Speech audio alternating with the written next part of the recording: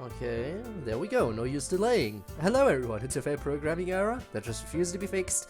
Code here, and it is the day after Friday, that being Saturday, which means it's DDLC day. And I am sure there are a few people who are excited about DDLC, like Rob, for example. Hello, Rob. Welcome to the stream. Twitch is a baka. Why is it a baka this time? Why don't you enlighten me as I go ahead and prepare everything for the stream?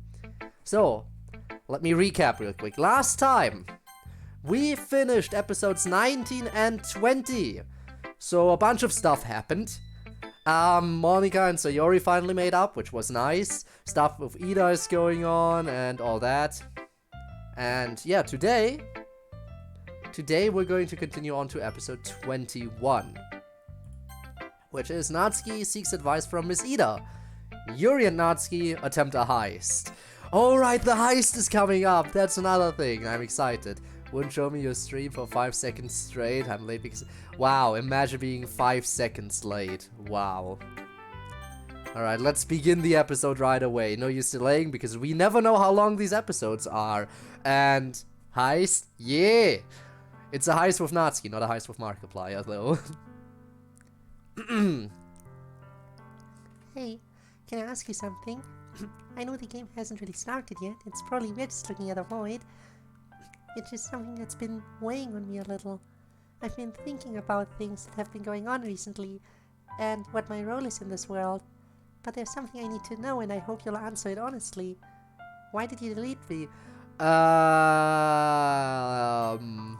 Saving right away. What you did to the others, you were insane just to finish the game. I never did. Heist fully.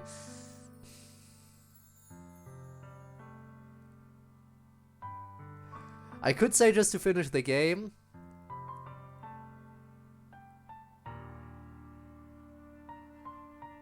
Which in a way is true.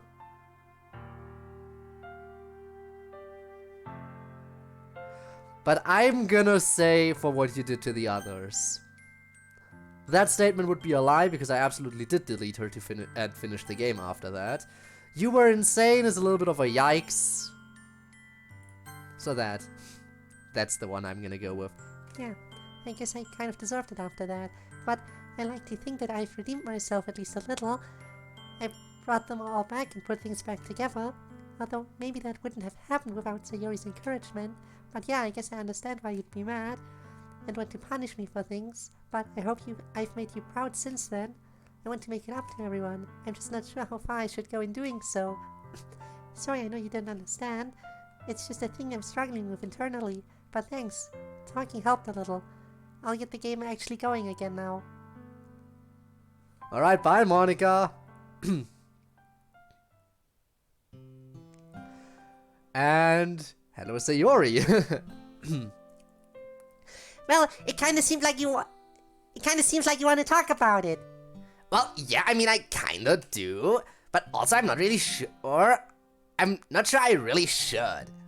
You've got a lot of your own emotional work you always gotta do. I feel like venting to you like this, like kicking someone while they're down. You know what my therapist says?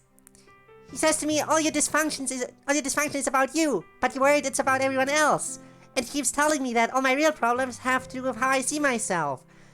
And I just kinda make it about everyone else the way, as a way to have it make sense in my head. But he also says, that when it comes to other people, I'm one of the best functioning humans he's ever seen. He's damn right. Sayori, you are one of the most empathetic, nicest people like ever in the history of anything. And you always help us so much. Exactly. And that means that you shouldn't feel bad about getting support from me, doesn't it? Oh man. I got rhetorically played. Now in a silly mood.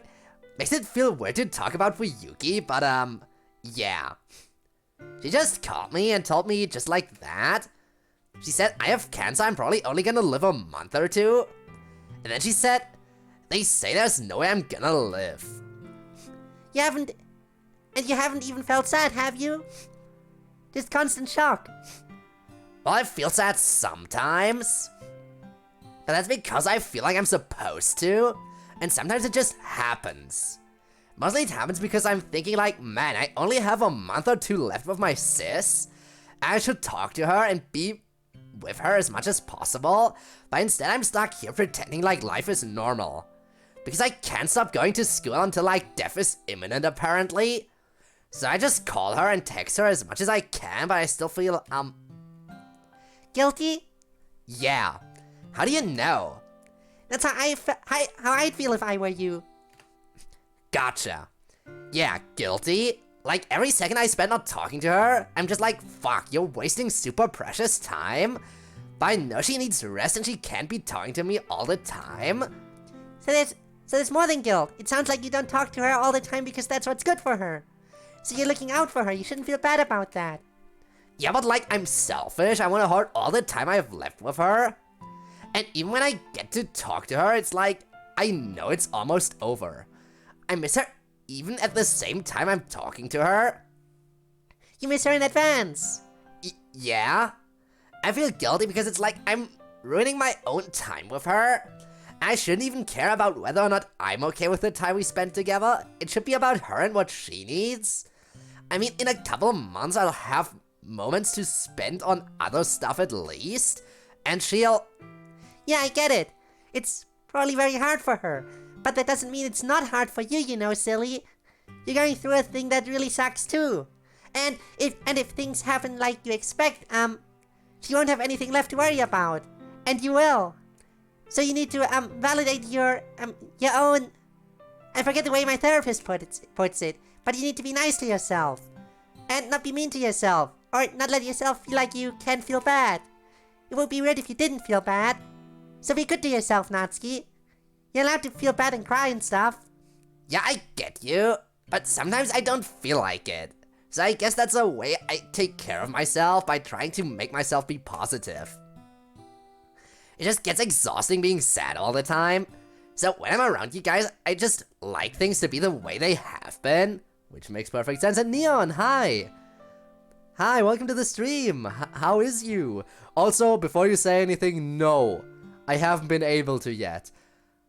I will watch Murder Drones episode 2 as soon as I have time, but I didn't have time after stream because I needed to get some rest, and didn't have time today leading up to this stream because first I was sleeping, then I had to go to my uncle's birthday celebration, and then I didn't have too much time left, so I set up. So yeah, just rewatched because Spin hasn't watched it. I haven't either, but I am telling you I'll get to it. I'm not sure, maybe I'll get to it immediately after stream if I don't feel like going to sleep right away. If not, I will watch it tomorrow. At the latest. But I am gonna watch it as soon as I can, because I can't afford to get spoiled. Speaking of can't afford to get spoiled, I also finally got Pokemon Violet, so I can try to hurry to catch up with, to get through it as quickly as possible, because my timeline on YouTube and everything is already being stuffed full with stuff from... Thank you, Spinner. It's already being stuffed full with stuff from Pokemon Violet, and I really don't want to see that kind of stuff, because I want to enjoy it for myself. I've been avoiding spoilers as much as I could leading up to now. I still couldn't avoid stuff like Lechonk, which thankfully showed up early in the game, so... But yeah. Trying not to get spoiled is getting even harder now that the game is actually out, so I feel like I have to speedrun it to actually enjoy it, which also kind of takes away from the enjoyment. That's the only complaints I have so far. Anyway, I didn't get too far in the game yet. I chose my grass kitty, and like I got to the first little town with the Pokemon Center. God damn it, those Pokemon tutorials keep getting longer and longer every game, don't they? Seriously. Why do these tutorials always get longer and longer every time? I don't understand. Anyway, DDLC, right? Grass Kitty Gang indeed.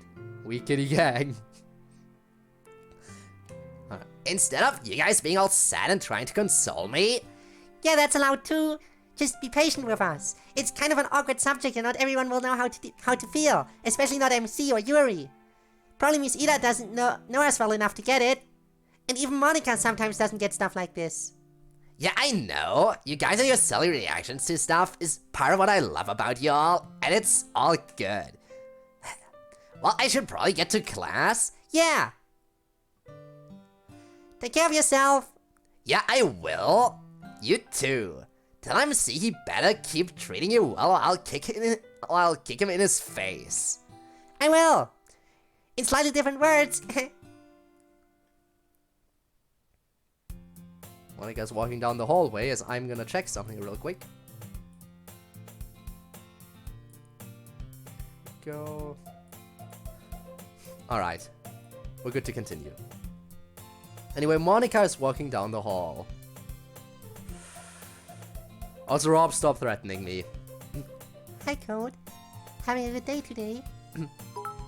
Oh no. Also, hey Monika! Rob, please don't tell me that's the start of what I think it is. Okay, no, it was just one bit. It was just one. Okay. Hey Monika! Hi, MC. On your way to talk to Miss Ida? And I just have my next class in this building. Oh, right. Cool. Is something on your mind, MC?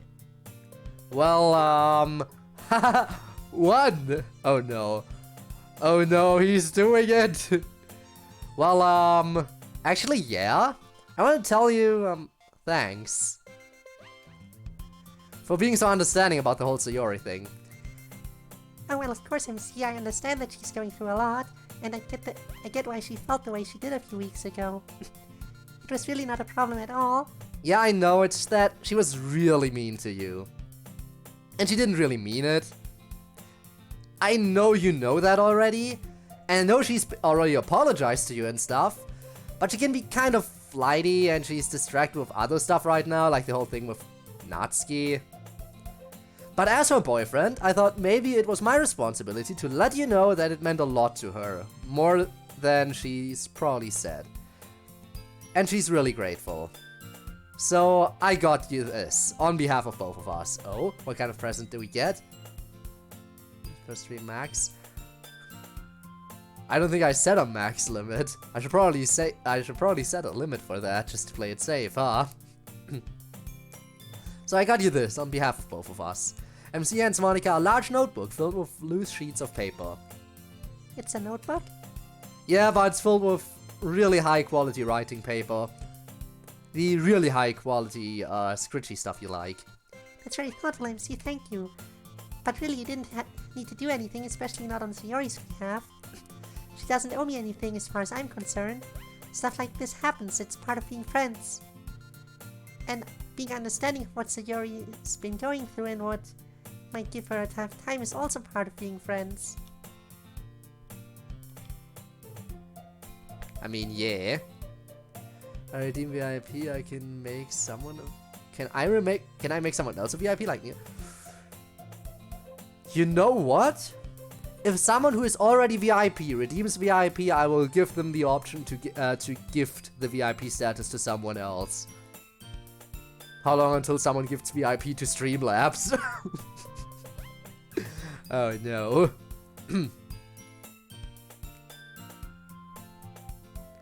Be understanding that, yeah. I don't expect any thanks for that. Well, accept it as thanks just from me then. That funny shit. Imagine. I guess I just gave you a bad idea. Oh no.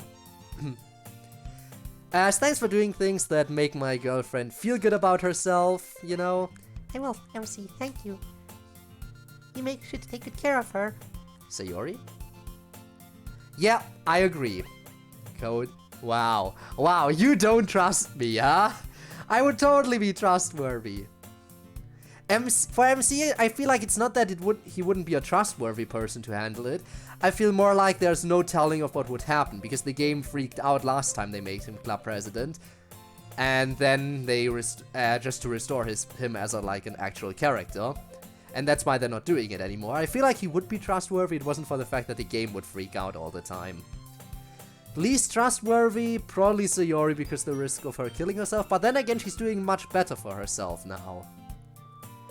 I feel like Natsuki might be a little bit irresponsible with it. As much as I do like Natsuki, I feel like she would be the out of all of the clubs, she would be the most likely to be irresponsible with it. But what do I know, right? You make sure to take good care of her. I will. Well, by the way, that reminds me. Well, Hi, do not ask me about my sister and don't ask how I feel about my sister. I am fine. Sure thing. People been bothering you about it? They sure as hell have.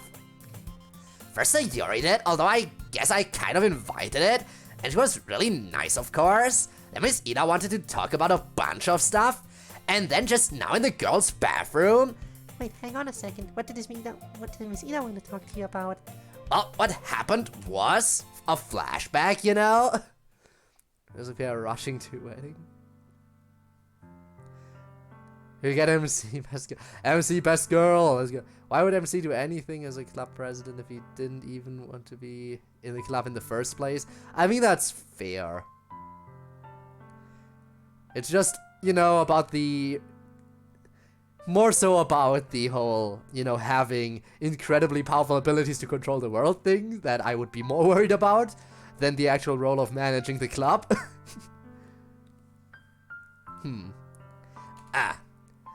Oh, there you are, Natsuki. I've been looking all over for you. I heard about your sister. Wait, how do you know about that? I don't like a bunch of random people knowing about my personal stuff. Your dad called the school. He asked the school to make sure you were alright and check in on you. Of course he did. Can't just, like, do parenting himself and look after me on his own? Gotta make sure someone else does it for him. I think he called because he cares about you, Natsuki. I don't know how things are between you and him, but I'm sure you probably know that things are hard for him too. They must be. He's losing a daughter just like you're losing a sister. So maybe go easy on your old man a little bit, huh? Things have been hard for him, like 5 fucking years though. Language, Natsuki. Sorry, I mean, it's fine, I'm not going to get mad, especially given what you're going through. But I don't care too much about swears anyway. Don't tell anyone, but sometimes I swear myself, you know. I just want to make sure no one else around here hears you yelling profanity and gets you in trouble for it. But anyway, go on. Your dad has been acting like things are hard for 5 years. Yeah, he's just constantly not able to deal with me. Like, sometimes he's nice, he does thoughtful things for my birthday and stuff. But usually he's just kinda distant and not there. He kinda just depends on me to take care of myself, and it's been like that for a while. He just is always acting like his life is too hard. Is it? Yeah, I guess it kind of is. I mean, some of the problems are because of things he did. Like the whole situation with him and my mom. I understand. But not everything. Definitely not the whole thing with Yuki right now. So yeah, I guess it's been hard for him. It's just that he ends up making it hard for me. Because he doesn't always support you. Yeah, that's right. Do you feel like because of that you resent having to support him in a hard time? Yeah, maybe. But I know I shouldn't be like that. I should be there for him as much as I can, even though he's not always there for me. And there's your sister to think of also. Well, yeah, but what do you mean?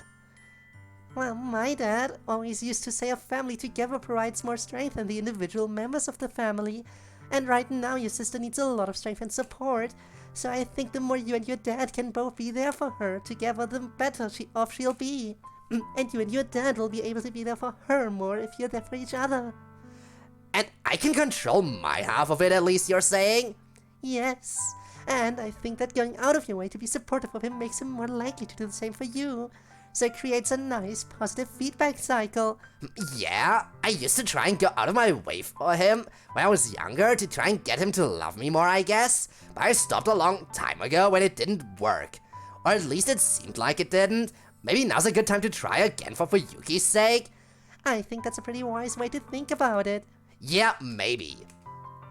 What's your sister like, Natsuki? If it's something you want to talk about, that is. Yeah, it is. She's really brave. That's like her defining thing. She's never scared, not even now. Or at least she never lets on that she's scared. I didn't really understand how brave she was at first, but you know, she used to be a boy. Yes, so I've heard. Well, after she came out, a lot of things happened. People were really cruel to her. I'll bet. The whole process does not seem easy. It really isn't. But it was like she didn't really notice. She went along the same way she always had. Oh, what way was that? Well, she was, I don't want to misgender her, but I think you'll get what I mean. She was always kind of a bro, you know? I think I do get what you mean. Yeah, just really positive, always called me sis, really athletic, really popular. I always wanted to be like her. Because like, she was popular and funny and athletic, but also she was nice to everyone. Sometimes people like that are cliquey and can be mean, but not her. She was always there for me, especially after mom and dad broke up. I don't know how I would have gotten through all this without her. Memories back. Oh no, I know everything that happens. Should I be scared of you? What have made you write a poem about it's time for literature? I'd have to get creative, probably. I was really stressed when she went to college. I mean, we already weren't seeing each other too much because she was living with mom and I was living with dad. I guess I was just worried that she would get this new cool college life and we'd drift apart or something. But I think she knew that I was worried about that and she went out of her way to make sure we stayed close. Before she got sick, we would call and text almost every day. She's basically one of the best people I know. She sounds wonderful. Yes, she is. I just wish people would focus on that part of her still. Like, if she leaves, I don't want my last memories of her to be all sad and terrible. Because that's just not who she is, you know. Hi. Indeed. Welcome, Shadow. Welcome to the stream. Because that's just not who she is, you know. Yes, I think I understand. And I think you'll make whatever memories you have with her memorable in a good way, no matter how many of those memories are left. As long as you keep yourself strong and happy, your sister will be strong and happy too. It sounds nice. Hey, thanks, Mazita. You're a pretty smart cookie sometimes. I certainly try. So, can I ask your opinions about another thing? Of course, Natsuki. Anything you need. Well, when you, like someone, but you really don't want to tell them, how do you deal with that? Well, that's certainly not what I expected. I'm not sure why you'd ask me, though. I'm certainly not an expert when it comes to love. Quite far from it, actually. I'm actually really tragic when it comes to boys. Why me? Yeah, it's just, I like your thinking as to one of my big problems with my family, so I figured I'd get your opinion on the other. I don't mind much what your success level is, I guess. I just like to know what someone more experienced thinks. So who's the lucky guy? The identity will remain completely confidential. Why? Well, I kinda don't want to tell. It probably wouldn't be socially acceptable. What's that supposed to mean? You're not in trouble, are you? Is it some really older guy or something? Why wouldn't it be acceptable? No, it's not like that. Nothing weird or unsafe. It's just something that would be weird socially. Like high school weird, social groups, you know? People would talk. Say no more. Yeah. But even so, why not just tell your crush privately? I hear that's the best way to deal with things, even if I'm terrible at it myself. You have crushes? Well, sure, of course. Teachers are still people. Are they, though? Haven't been on Twitch in a while. I mean, people do stay off Twitch for a while and then come back. It happens. Also, Natsuki Muramoto. Hi, welcome to the stream. Welcome. At least we're spending time with Natsuki right now, so everything makes perfect sense. Hope you're having a great day. Yeah, it's just hard to think of any of you getting crushes. Anyway, there are a few reasons. One is that I'm afraid people will come find out, and I'm not sure if I want that.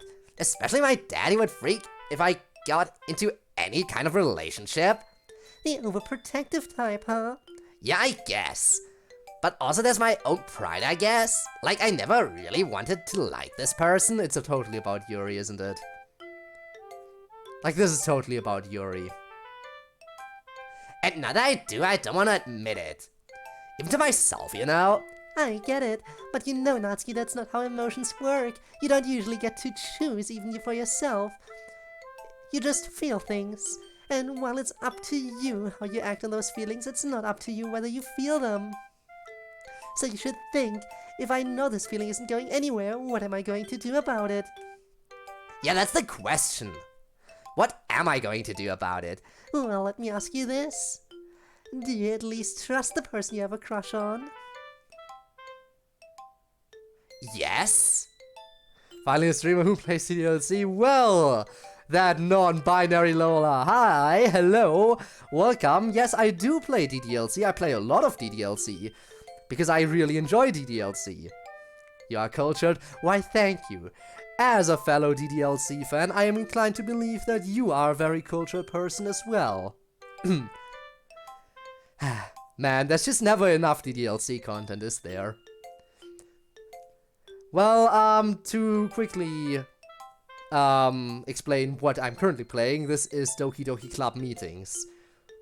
I specifically were playing the Season 2 collection of it. So, quick rundown, I guess. Doesn't hurt. It takes place after the main game. Monica, restored the entire game back to what it was supposed to be after it originally got deleted. And she basically informed the entire club of what's going on. And it's just progressing. So that is basically what's happening. Also, MC is his own character now, not controlled by us. Ain't that nice? But I'm here to help. I can add another 4 mods to a mod. It's fine. We still have time. There's still Season 3 after we're done with Season 2. Lots of time on this mod left, okay? Yes? Then I don't see any reason not to tell him. Whoever it is, if you have that level of trust, they can probably keep it a secret if you want. Well, I might try it out. Looks pretty good. It is pretty good so far. One thing that's interesting about it is that you're actually able to send in emails, like to the mod development team. And at the end of every episode, like again, there's currently 3 seasons. Each season has, what was it? 12 episodes, right? Yeah, each season has, I think, 12 episodes. And at the end of every episode, like, the entire club gets together to answer emails that were sent in. So I think that's pretty nice. Once I'm caught up, I'm thinking of sending in an email myself if I have anything I would want to send in. Maybe, who knows. But I want to catch up first. Otherwise it seems kind of stupid to try to write. Well, of Dreams 2 might be on the end. Ooh, that's gonna be fun when that comes out. Whoever it is, if you have that level of trust, they can probably keep it a secret if you want. That's probably true. I'll think about it. Thanks again, Miss Ada. You're really cool to talk to. Why, thank you. I only ask this in return if you think I'm trustworthy and can help solve problems like this by talking. I can be there for you in the literature club about whatever weird thing that happened that you're hiding. If you or any of the others need support or help, I can give it. It's my job, and I'd love to be able to help in whatever way I can. Yeah, I understand. It's just not something we can just tell you. I kinda wish it were just something ordinary and horrible that we could tell you. Like, one of us was being abused or something. That would make things a lot simpler. But it isn't anything like that. It's a lot weirder, I guess. Hard to believe still. Also, Ivanov, hello. Like, in some ways, it's a lot better than something terrible like abuse or whatever. But in some ways, it's worse.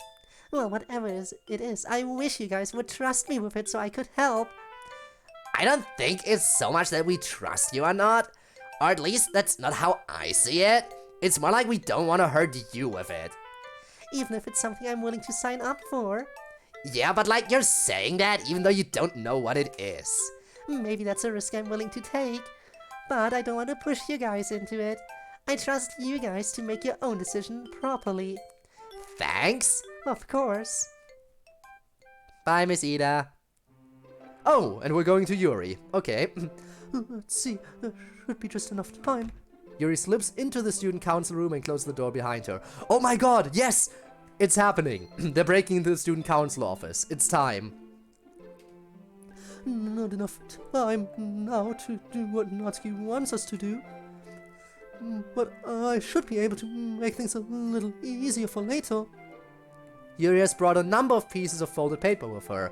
She goes around the room, placing them discreetly inside open cabinets, locks, and door locks. There, that should make things a little easier tonight. Yuri pauses for a moment. Did I hear footsteps? Better make myself scarce just in case. Hi, Yuri. Hello, Mina. She doesn't usually come by this part of the school. Yeah, she's a pretty cool person, though. Never met her. Anyway, let's get to business. We don't have a lot of time to work with during this break. The student council members go into the room. Yo, I play 4 digits. Yo, welcome. How is you? Welcome to the stream. Hope you're up for some Doki Doki Literature Club. It's always fun to play this game. Thank you for the headpats, I appreciate them. Student council members go into the room. A moment passes. Wouldn't hurt him what they're talking about, but I've done enough, I think. I'm already very much past the line of permissible conduct by tampering with their locks. But then maybe that's a reason to keep going, since I've already broken some rules. Wait a second, though. Didn't Yukio just say that I was a pretty cool person? He did. No one at the school has ever thought of me as cool before, outside of the literature club, of course. And even they probably mean it in an ironic but friendly kind of way. But Yukio doesn't know me directly. He must only know me by reputation. So that must mean the sentiment is a common one. Unless it's just something he's saying to sound nice to his colleagues. I suppose that's a distinct possibility. There would be a few factors to consider then. Of course, that kind of social pressure is fairly rare, but it's still a possibility. And then there's the possibility of the... Yuri! There's a possibility that one of them would be inclined to... Yuri really shouldn't have been having this train of thought right outside the student council office. You're still here? Yes, I forgot something earlier, and I had to come back. I have to go now, though. Bye. She is pretty strange, though, huh? Yeah, I guess. Hey though, lots of strange people are really nice, though. What, do you like her or something? What? No, dude. I can say someone is nice without liking them. You guys. Hey, let's focus, we have work to do. Huh, no one else here yet. Lots of time to think about yourself. Or I could redirect and think about what we're going to be doing in club today. Although I guess a lot of it is stuff that we have to do outside the presence of Miss Ida. I hope Natsuki's feeling alright today too. Oh, a text! I know I said I was going to commit to being on time, but there's a really important thing that has to be done today. I'll be a bit late.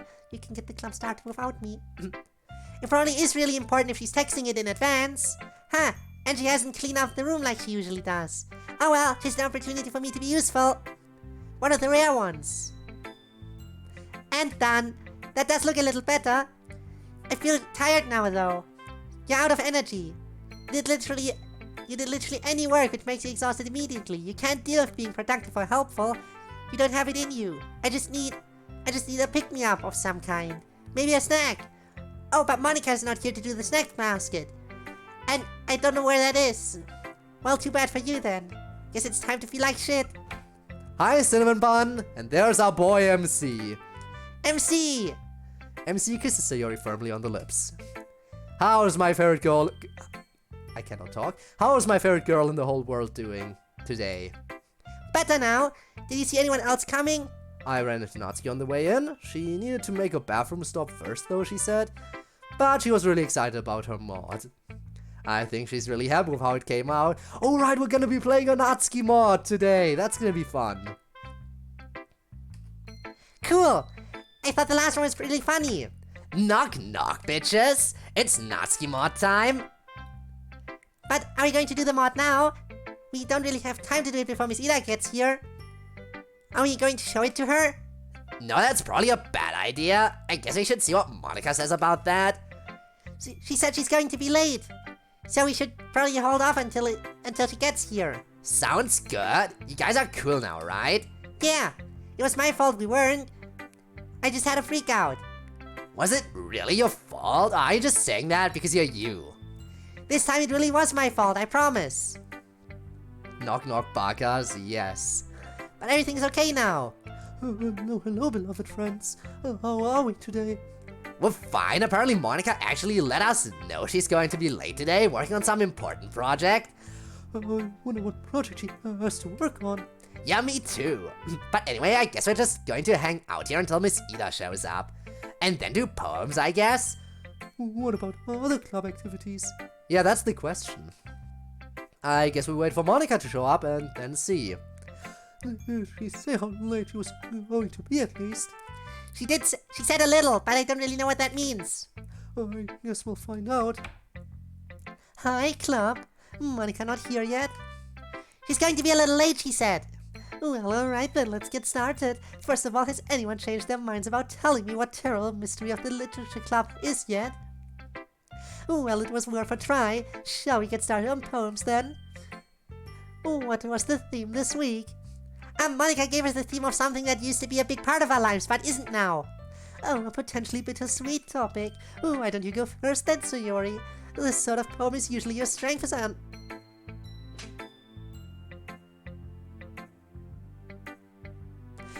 This sort of poem is usually your strength as I understand it. Sure. It probably is kind of bittersweet, but hopefully in a more normal way than y'all are used to from me. Anyway, here it is. Alright, let's go. Also, yes, I know you're here, Tord. I know you're here. Twins. We were born on the same day. I had it good. I was born in a hospital, not a gutter. I was born to 2 loving parents, not one overstressed mom. And my home was a soft crib. It was pretty neat. It had a bunch of toys and blankets. It was in no way a street gutter. My mom didn't abandon me like yours did, but I was glad. That meant we got to take you in. And you were my friend for 16 years. We were such good friends. You used to follow me everywhere, even though you were so shy and so scared of everyone else. You wouldn't let anyone else get near you, but you'd bump my head with yours. It doesn't seem like we were together that long now, but to a kid, time lasts forever. I used to be able to see your face in my sleep, but I'm having trouble now, remembering how exactly it looked. I wish that I could remember you exactly how you were, but I can always remember how important you were to me, and how much you loved me. Well, and now bittersweet, sure enough. I guess it's probably about a pet. Yeah, it's about my pet cat that my parents adopted the same day I was born. He came up to me when I was a baby and he was a kitten. And they say that it was like he knew we were both small and fragile, so he decided to make friends with me. And only me. He was the only person I trusted. He'd run away from everyone else. So I was always the one to feed him and give him treats. We were very close. But he passed away. Yeah, he made it 16 years old. That's pretty good for a cat. But everything has to end eventually. Anyway, yeah, it's weird to think about how big of a part of my life he was. And now I'm already kind of forgetting about him. I'm not sure if I should be sad that such a nice kitty is not as big in my mind anymore, or grateful that I'm not so upset about losing him. Oh, I don't see why it can't be both. We spent $1,000 to get me a lawyer out of army. Still red.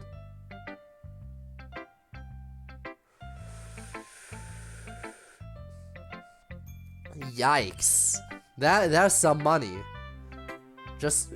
But still dread. Well, hope that goes in your favor. I hope that goes in your favor in some way. Also cat, yes. We do enjoy the cats. Also, please stop gnawing on my hair. Why would you always do that? I don't see why it can't be both. That is the double-edged nature of getting over grief. After it, there's only memory, and while that is something, it is itself impermanent and not the same. Anyway, so to the poem itself, I loved it, of course. You seem to have used some of Monica-type spacing in this one. I did. I always like how cool those look in a poem, so I tried it out. I think it works pretty good. It sounds kinda half like a Sayuri poem. It lacks that kind of kiddie sing-song thing you do sometimes. That is because I am growing up into a mature, responsible adult. Just kidding. I just wanted to try a change. I remember Charlie. He was a good kitty, but he was really scared too. Definitely never let me pet him. I like the poem too. It's not what I'm used to from you, but that doesn't mean it's any worse. I'm used to trying out a bunch of different stuff all the time, so I get it. But you already had such a beautiful style. He sure does know how to flatter properly, doesn't he? I think the poem is good, Sayori. I especially like the heartfelt emotion that was conveyed without using actual emotion words like sad. You could maybe have done a little bit more work on editing and cutting the poem down a bit, I think. Some of the wordings are a little longer than they needed to be, maybe. But overall, very nice work, I'd say. It definitely gets the reader invested, and it's very bittersweet, just as everyone predicted. Yuri, how about you next? Certainly. Compelled. Something so powerfully loud. A rush, an onslaught of sound, never ending, but which can lull you to sleep. Something so cold, so violent. It can knock you over, pull you down, kill, but stand there and breathe, and you feel connected. So filled with danger, thousands of thousands that would do you harm, but that's the cost of being filled with life. Civilization is no different. I miss it, I miss it. I only see it with desperate infrequence, like visiting a family member in prison. Sometimes I feel I would do anything to be back, all the time, and the next time I get close, I would not let you go. No. Now I need a chronic illness to get on for good. Well, time to somehow get a chronic no, I hope. Why? It's honestly horrible that stuff like that is necessary. Like, honestly, there are some people who would prefer not to pick up weapons. Like, on principle. But are forced to do it. And that, I think, is absolutely horrible. Absolutely horrible. See, you can tell this is a Yuri poem because it has the words desperate, infrequence in it. But only Yuri can pull off something like that. I mean that genuinely, by the way. I mean, I know those words, I just never think to use them that way in a poem. My mind just doesn't go there, I guess. How'd you come up with these phrasings? It just occurred to me, I suppose. I certainly don't try to think of particular phrasings. I just use the ones that come to mind, but if anything has given me the ability to use this kind of poetic vocabulary, it's reading. Especially reading many different authors, or even reading different languages, expands your mind's ways of thinking. Not just to what words to use, but even how to think about particular subjects. Language shapes not only how we think about things, but how we are even able to think about things. So reading broadly is really a way to enable yourself to think about things in different ways, not just learn new vocabulary. So I'd say if you want to have your mind think of novel phrasings, read more. Sorry, that was a bit of a lecture. Nah, I wanted to hear it, it's fine. However you got it, Yuri, your vocabulary is a very big strength for you. I am glad to see that you are just as eloquent on paper as you are in person. I'm not usually that eloquent in person, though. You're quite elegant for those who listen to you carefully. I'm not sure what the poem is about. Why is it called Compelled? Because I feel compelled back to the thing that's no longer in my life much anymore. But what is that, though? I can't really tell. It's about the ocean, duh. A lot of her poems are about the ocean recently, ever since our aquarium trip. Probably she's sad because she doesn't get to actually go to the beaches much now, even though we live like 30 minutes away. That's still far, and we don't get the time to go down there much these days. Ha, so you admit that's what the poem's about? I can read you like an open book. if that's all the feedback on Yuri's poem, let's have MC go next. Sure thing. Don't judge me too hard, I did the best I could. Dumb but fun. Dumb but fun. We've all done things like that, right? You think going in, man, this is stupid. A mature person wouldn't like this. Anyone looking at us from the outside would think we're idiots. But you do it anyway. And it's so fun. And you don't care what other people will think. That's what they were like. Now I have others, more cultured, more mature. We do proper things, mostly. Things someone looking at you from the outside would be impressed with. And sometimes, we do our own dumb things. Our own fun things. But it's different. It's not quite as dumb. And a different fun. You didn't need to worry so much, MC. The poem is fine. It's very internal. It's just about as secretive as Yuri likes to be sometimes, but it sounds like it describes a change you made consciously in your life. One that you had to do to grow, perhaps. And while you're glad you have grown, you miss parts of the person you used to be. I'm not sure I made the choice consciously. It's more like it's something that just happened. And I'm not sure I grew either. I just kind of changed, I guess. You know, actually became a character with a CHR file. A lot of people did. But that is how personal growth often seems to the person growing, at least at first. Just a series of small gradual changes, until at some point you look back and realize you truly have evolved. I like the way MC that this poem seems lyrical without adhering strictly to convention. The lyrical repetitions, like of our own dumb things and our own fun things, makes it very poetic, even while it does not follow a strict meter or rhyme scheme. Glad you liked it. I really like this one, MC. One of my favorites that you've ever written. It really hits you with that looking back wistfulness. And honestly, relating to your old dumb self is something I'm really into. And I relate more to relating to my present dumb self. Don't say that. Sometimes I worry that we all don't give you the same kind of friendship that you're used to. Especially me. Maybe you need more guy friends. I'm very happy with the friends I have. That's what the poem's all about. And I still have plenty of guy friends, even if I'm not as close to them as I used to be. We still talk and hang out sometimes. So don't worry, Sayori-chan. Well, Natsuki, I guess that leaves you since Monica still isn't here. Are you ready? Yeah, I guess so. Feeling normal. All's well that ends well. You just need a good night's sleep. Everything will be alright. Never give up. Always keep fighting. Now is not the time to worry. You never know when things will turn around. It's too soon to lose hope. When one door closes, another opens. Time heals all wounds. I know you can feel it now, but you'll be alright one day. All's well that ends well.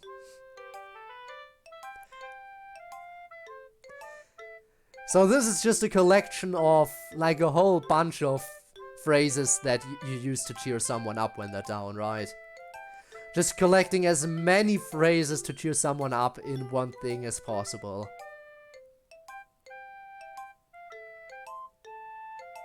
And I know why she's writing about this. It's all about, you know, her sister. Oh, that's devastating. It's just a sequence of cliches and false reassurances, but arranged into an ominous chronological order. Very tragic. Yeah, I guess I don't need to ask what this is about, but if anything, I guess it makes me kind of mad. Why mad? I mean, I definitely get why it would make you sad. It's pretty heartbreaking, and the way it presents it with all these sugary condolences is even more heartbreaking. But I'm not sure why it would make you mad. Because the people who say things like this just don't get it. They keep on saying things like this over and over because it's all they know to do. They can't really cope with what's happening, and they probably feel kinda awkward. So all they know how to do is just say these meaningless happy things. And that can make you mad. You definitely sound like you've gone through something similar. Yeah, I have. I don't think I've ever seen a poem like this. In a way, it has nothing original in it. It's just an arrangement of existing phrases. But that's the point of it, of course. and it becomes more powerful because it uses words that we are familiar with. So I would definitely say it qualifies as a well-written poem, even if the writing of it was more like an arrangement. Very creative and clever, Natsuki, well done. And there she is. Monica, you're just in time. Everyone else is already gone, you're the only one left. Hi everyone, sorry I'm late. What were you doing? Just a really important long-term project I've been working on. Well, you're just in time to present your poem. Great. Alright. Freed time. I used to have all the time in the world. I would dance and sing, paint and write. I would lay in a field of clover for an hour. Under the blue sky, staring up. Just because. But then, I got busy. Life happens, they say. And now I work and fill things out, study, and take very important tests. What little time is left to me, I just want to use to rest. And now, literally, I have all the time in the world, but somehow, I never seem to have the time for things I really want to do. Man, I feel that one. Especially the part about just wanting to collapse in what little free time we have. Yeah, and that in turn makes you feel more stressed and tired later. Unfortunately, kiddos, that doesn't get better as you get older. Oh, comforting. I think it's really important to get the most value possible out of your free time. As we got older, it seems sillier and sillier to do things like laying in a field of clover looking up at the sky. But that sort of things turns out to be really important to our mental health. What does it mean at the end that she literally has all the time in the world now? Usually Monica is pretty precise about things like the word literally. You wouldn't get it! You wouldn't get it! Don't ask questions! Don't ask questions! I see. Well, go on. I really appreciate that thing you do where you capitalize certain words in a phrase to make it seem really important or pretentious. I need to remember to steal this for my own poems later. I feel like it's a thing that would sound good in my poems. Only because so many different things sound good in your poems, Sayori. Like Natsuki said, it's a super relatable poem. I especially like how the old things you used to do with your free time are like dumb childhood things. And now they seem kinda childish and silly, but it turns out that they're really valuable after all. And all the adult stuff we're supposed to care about seems just so draining by comparison. It gets across the message really well. Thanks, MC. So, is this the point in the club where you guys would normally take off and do whatever secret stuff you're going to do? Miss Ida, look, it's not like we're trying to exclude you. I don't know what Monica said about us exactly, but I assure you that we are up to nothing dangerous or wrong. It's just stuff we want to do on our own. Yes, I understand that that's how you see it. Monica told me, and this is the main problem I'm having with your reassurances, is that they're coming from people who lied to me about the existence of a problem in the first place. Now, maybe there's a good reason for that, and maybe there isn't. You all are normally very trustworthy, good, honest students, so I'd normally presume there is a good reason. It may be that you were entirely justified in deceiving me to keep whatever secret this is. But I'd like to hear that from the students who still have more credibility with me about this issue. And that's MC and Natsuki, who never hid the truth from me. Oh shit. Well, what of it, guys? I'm not really sure what you want us to say, or what kind of information you're looking for. Well, I trust you guys more because you didn't try to lie to me about this. The others are saying that they lied for good reason about it, and also that I can't just be told the truth now for whatever reason. And I'd like to hear your thoughts on that. Are they telling me the truth? Is it something they have good reason to lie about? Is it something I should not be told about even now? What you worried for? Hey, hi, hello. I like this. This is good. I want this inside of me. Whoa, okay then. Also, hi. Hi, hello. And Bones. Is everyone just showing up now? Hey, everyone. Is it time for the big reveal? I don't know if it's time for the big reveal. Part of me wants them to tell her. Like, honestly, part of me honestly wants them to tell her.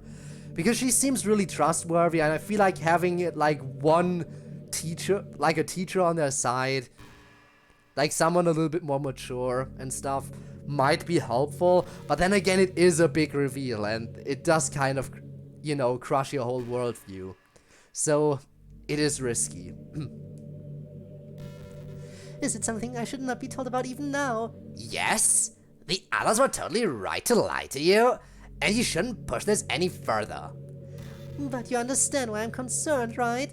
If something so horrible has happened, is it natural that I'd be curious and want to take care of my students? Yeah, it is. But I agree with Natsuki that that's just something you should suppress. The others really did have a very good reason to hide it from you. Mostly to keep you safe. So I keep hearing. Honestly, the others do mean well. Also, what are you worried for? Thank you so much for the follow! It's appreciated, it really is. Natsuki. No, not.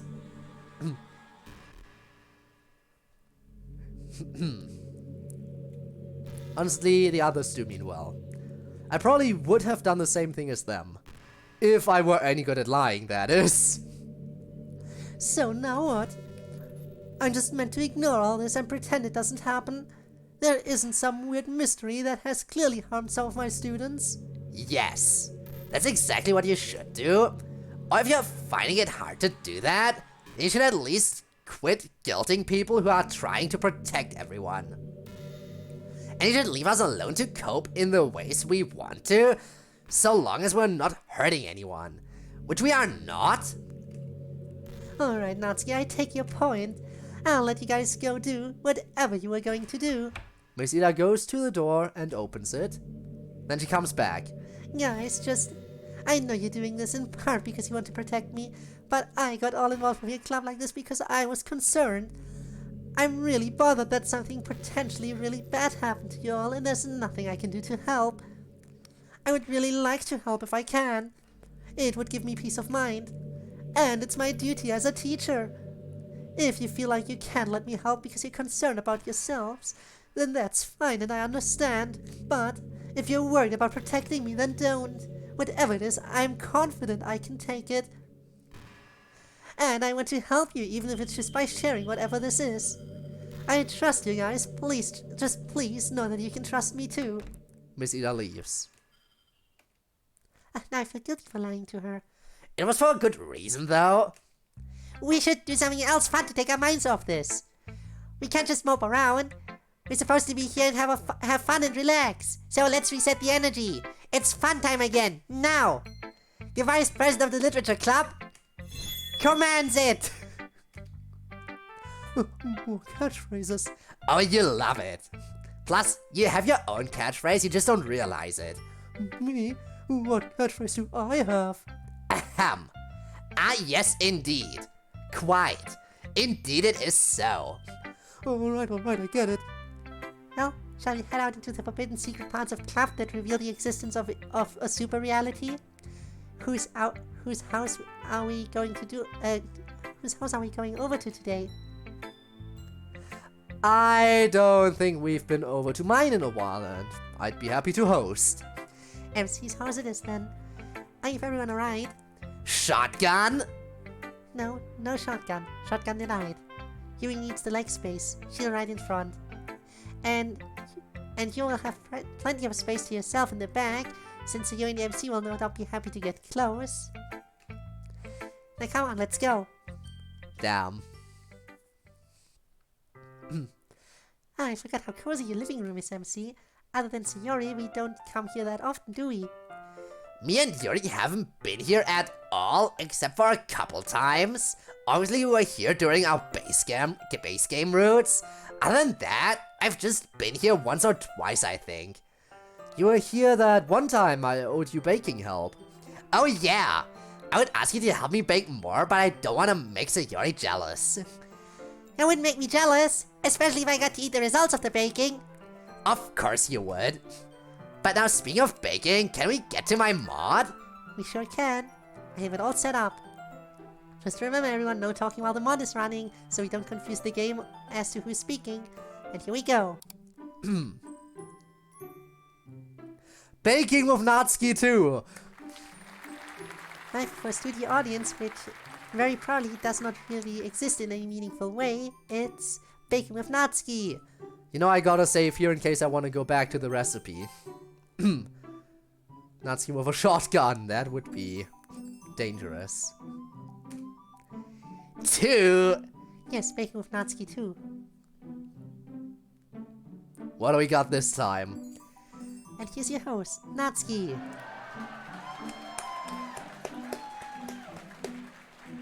Hello again, baking bodies in the place to be.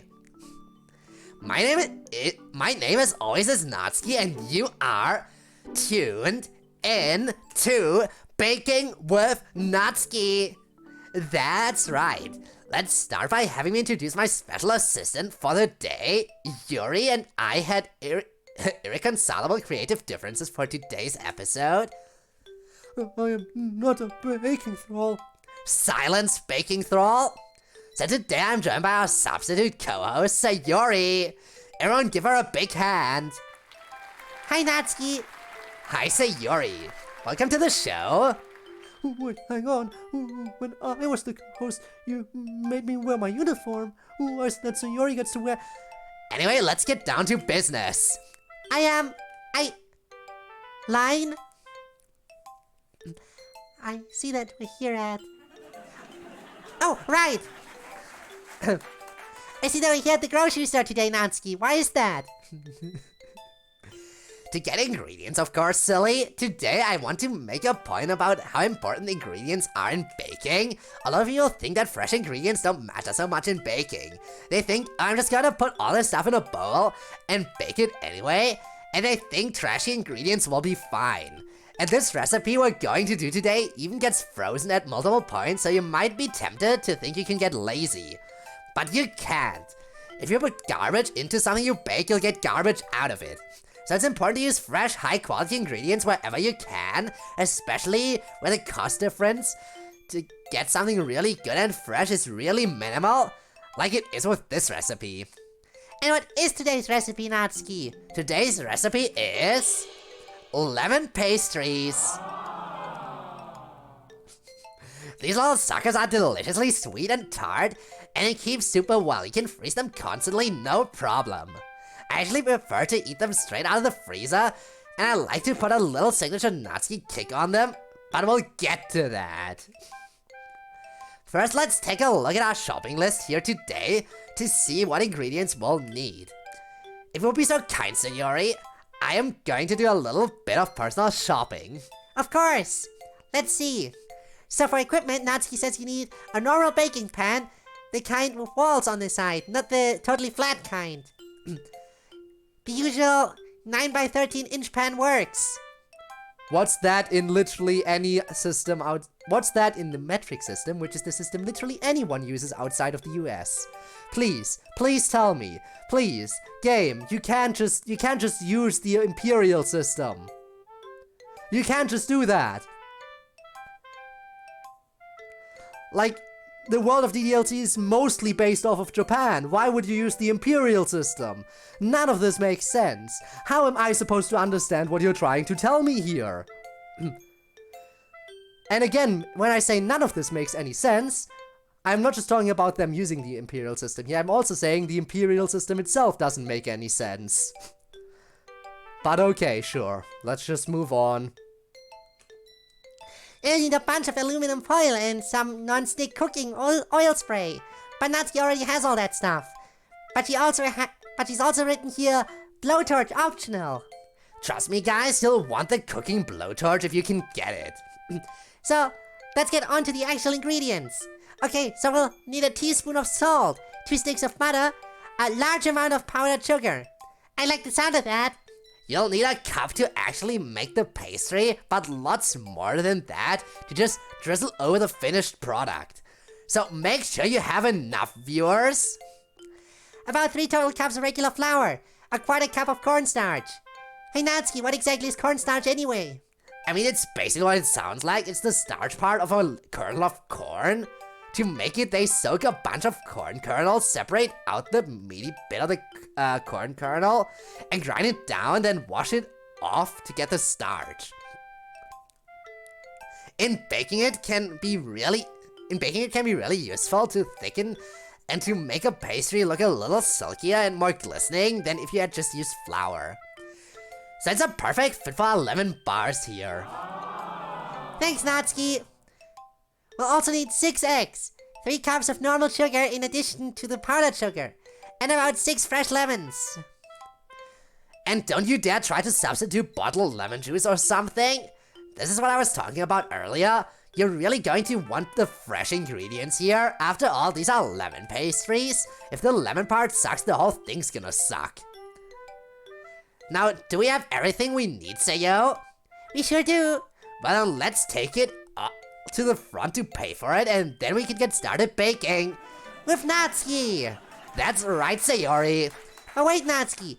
How are we going to pay for all this stuff? I don't have any money. Just with a touch of what I like to call baking show magic, Sayori. Otherwise known as Monika's credit card. Oh, don't fret, Monika. This is a super cheap recipe. All this stuff together won't cost you more than 20 bucks at most. Wow, that's a budget anyone can work with, even a super cheap penny pincher like myself. Indeed it is, Monika. Indeed it is. And I appreciate the genuine enthusiasm you put into the script. Unlike some people. I'll be more enthusiastic when you write more believable lines. Anyway, let's go check out Sayori. With pleasure. What audience? What time control, Monika? Damn. Wait, while we're at my house.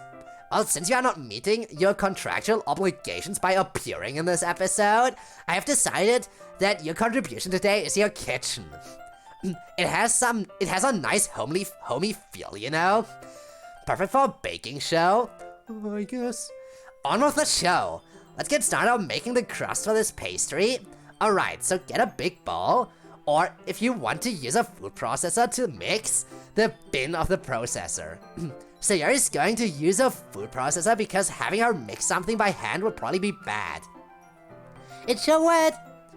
So put 1 3/4 cups of flour, the cornstarch, and a cup of powdered sugar into your bowl. Then get it mixed up. On it. Once you've given that a rough mix, get out your baking tray and line it with aluminum foil. Make sure you press the foil in tight. You don't want the crust seeping into the cracks and stuff. Make that foil really nice and smooth. Then, once you've done that, grease it up by spraying it with your sprayable cooking oil. Now let's get back to our bowl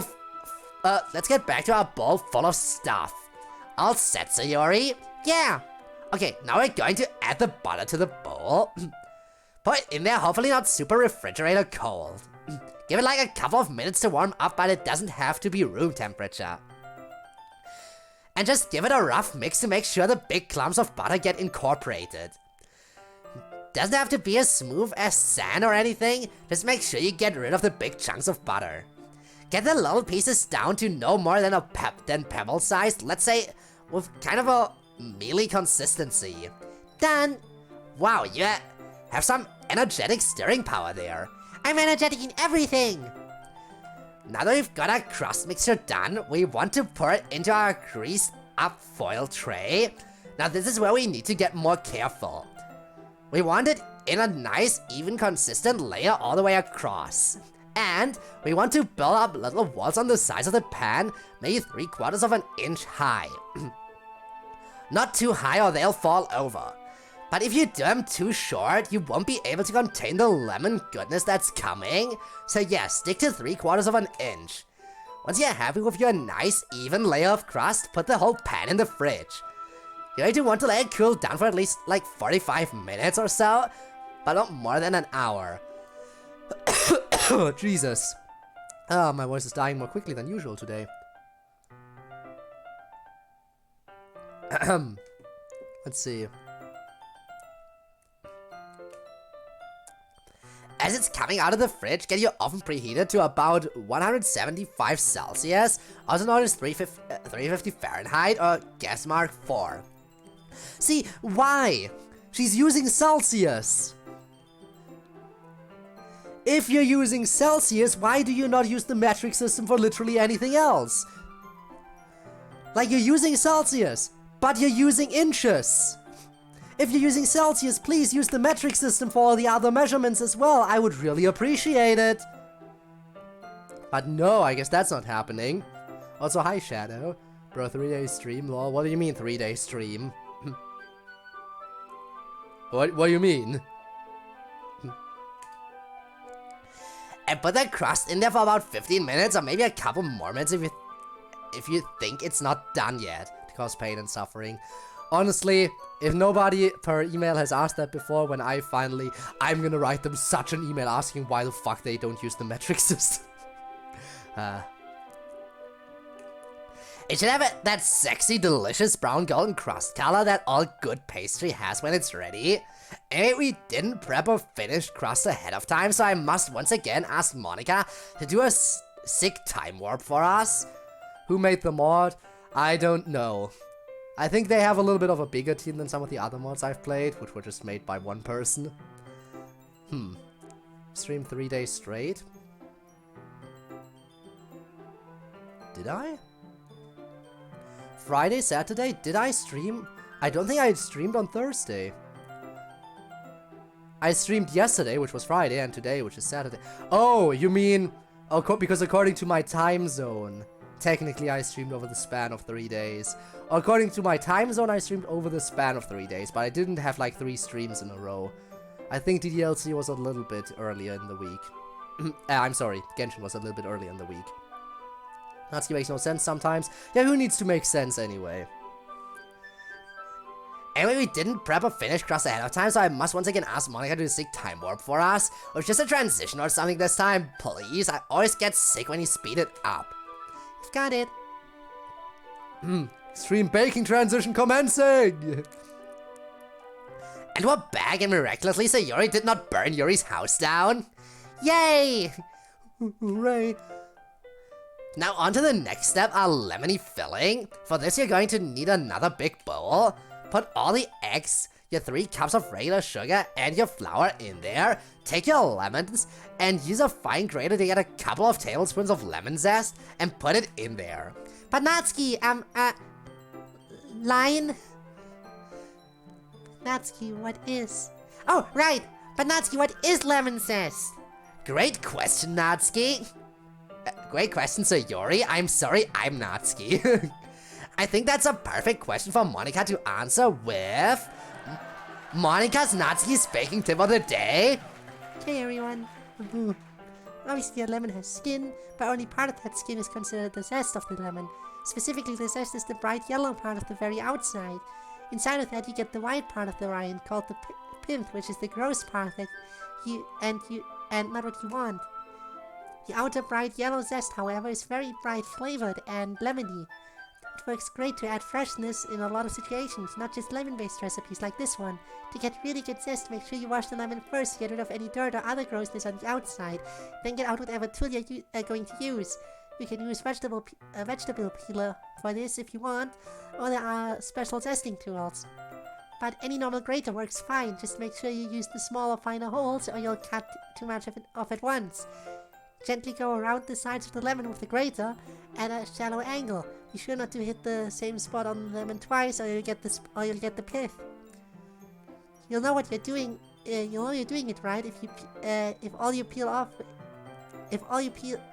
peel you get is bright yellow. And that's Monica's Natsuki's baking tip of the day. Thank you, Monica. 3 days because of time zones. Wouldn't it actually be 5?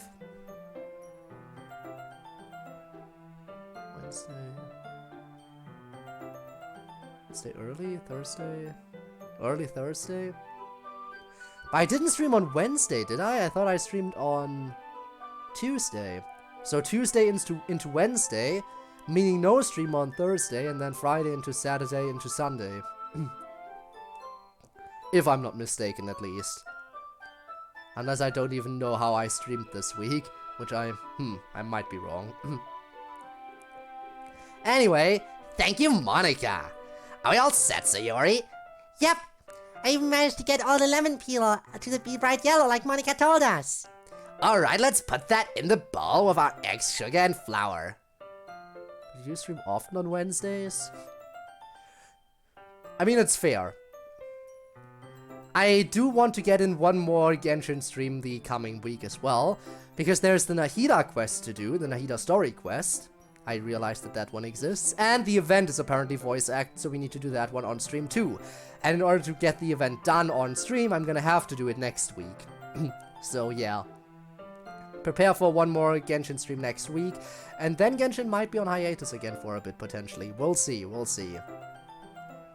Alright, let's put that in the bowl with our eggs, sugar, and flour.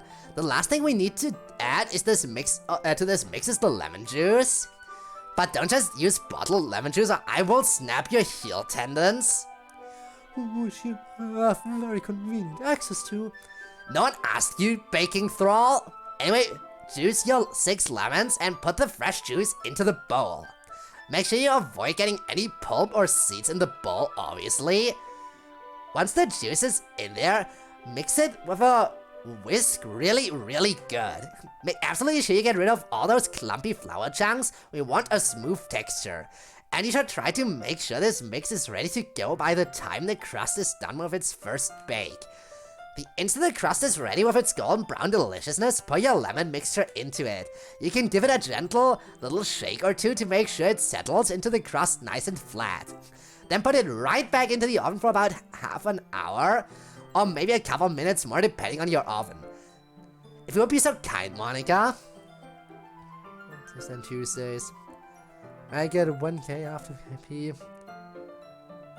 I will end the stream. Oh no. Should I be scared? The question is what stream you would choose to end.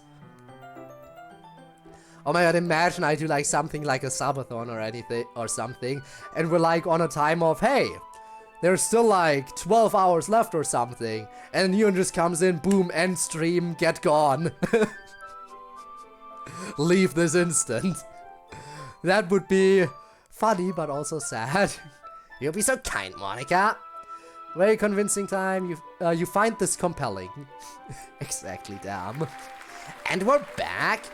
They're going to want to let the bars cool for a few hours until they are room temperature. Speaking of stuff, by the way, we still need to do the 500 follower special. And you can probably expect that to be sometime around Christmas, like during the holidays, just to make sure I have enough time to do it. And what I'm currently thinking we'll do is we might do a 3-in-1 stream. So you know how I usually stream for about 3 hours? So expect me to do a 9-hour stream where I play all 3 games that are currently going on. So likely Genshin, FNF, and DDLC in one. 3 hours each for a 9-hour stream in total. That is what I'm currently thinking the 500 follower special might be. But I'm not entirely sure. We'll see. Maybe I can come up with some other ideas that you will like more. But yeah, for now, there's still time to decide. They're going to want to let the bars cool for a few hours until they are room temperature, at which point they're basically ready. And then instant end stream. Again, would be sad, but it would be chat's choice in that case. Be careful separating the pastry from the aluminum foil. If you just try to rip it off, you can tear the pastry. Sayori's the best, who knows? Sayori is pretty nice, I have to admit. She's very cheerful. I still think Natsuki's best girl, but I definitely see the Sayori appeal. I absolutely see it. And again, we all need a Sayori in our life, I think. So be gentle and use a knife or something if you have to separate the foil. If you want to freeze the pastry, it's better if you freeze the whole batch at once. Make sure to wrap it up tightly in a plastic wrap first. And if you freeze them, make sure you let them thaw out a little bit before you serve, although they are pretty awesome at a cold temperature in my opinion. You can also put them in the fridge and they'll keep for a few days. Whenever you want to serve them, cut them up into whatever shapes you want. Squares are pretty easy. And the last step is just before you serve them, get some more of your powdered sugar and dust the tops of it real good. Be generous with the powdered sugar. If you look down on it, you should barely see any of the yellow, only the white. And if you really want to make your lemon pastry extra Natsuki-fied, this is where you'll need your blowtorch. What am I going to do with the blowtorch? We're going to burn Yuri's house down after all. Let's go. I always have the bonus have the points, but need VIP first, which is totally fair. I only watched 6 hours of that stream because I don't want to watch anything with Genshin after Inazuma because I didn't play Father and I don't really want spoilers even though I don't really play it anymore. Well, ain't that sad? I just play more Genshin. How about no? Damn. What am I going to do with the blowtorch? You are not going to do anything with a blowtorch, because even in this completely fictional environment, I would feel extremely uncomfortable putting a point-and-shoot combustible in your hands. And who could blame you? Now, what we're going to do works best if you're serving the pastry chilled, like out of the fridge or freezer. After you put on the powdered sugar, you're going to take your blowtorch and gently, carefully torch that powdered sugar so it gets a little brown and crispy and caramelized. And yeah, that's the fucking good stuff right there. And that's basically it, we're done. Serve and enjoy. And that'll be all from me for now. We'll sign out now before Yuri eats literally anything we bake today. That was one time. One time is enough, that was so many cookies. Some of us actually have to sustain a normal human-sized body. God damn it, Yuri. Well, that's all the time we have, everyone. In the meantime, I guess I've been left alone with this giant delicious lemon pastry to guard it. Yeah. So I'm going to need you guys to step away and end the mod for security of this pastry. We'll leave Sayori alone to protect this pastry as hard as she can. Thanks for joining us, and we'll see you all next time on Baking with Natsuki!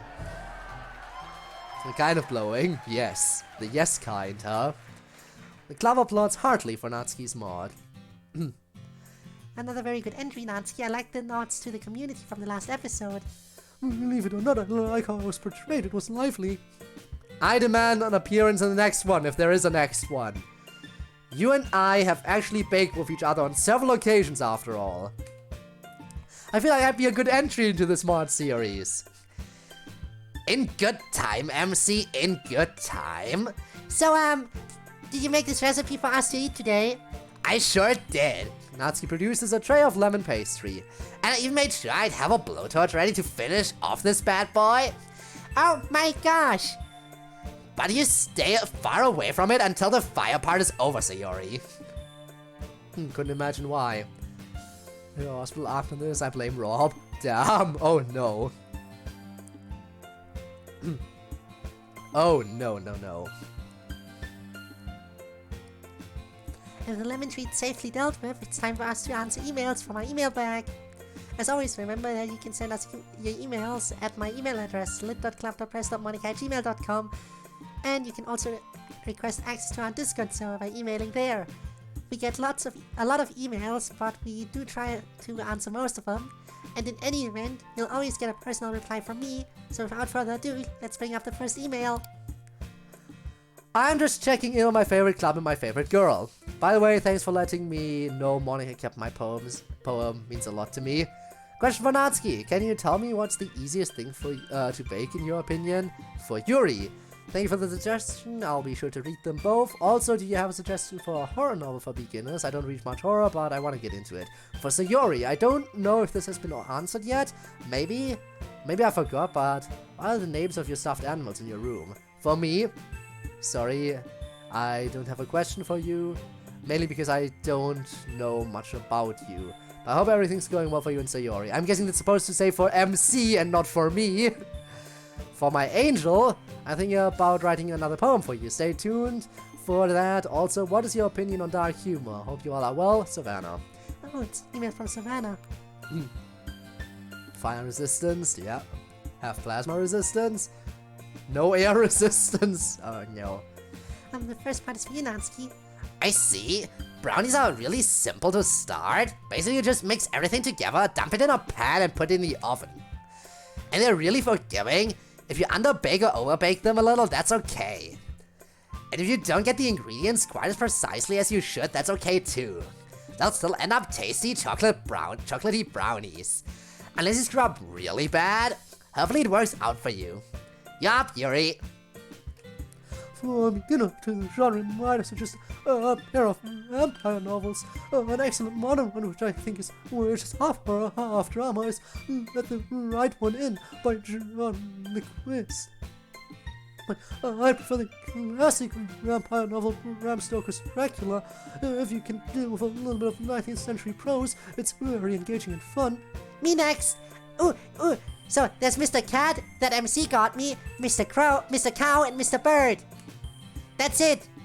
Thanks for the question. That's my Sayori. And don't worry, you don't always need to have a question.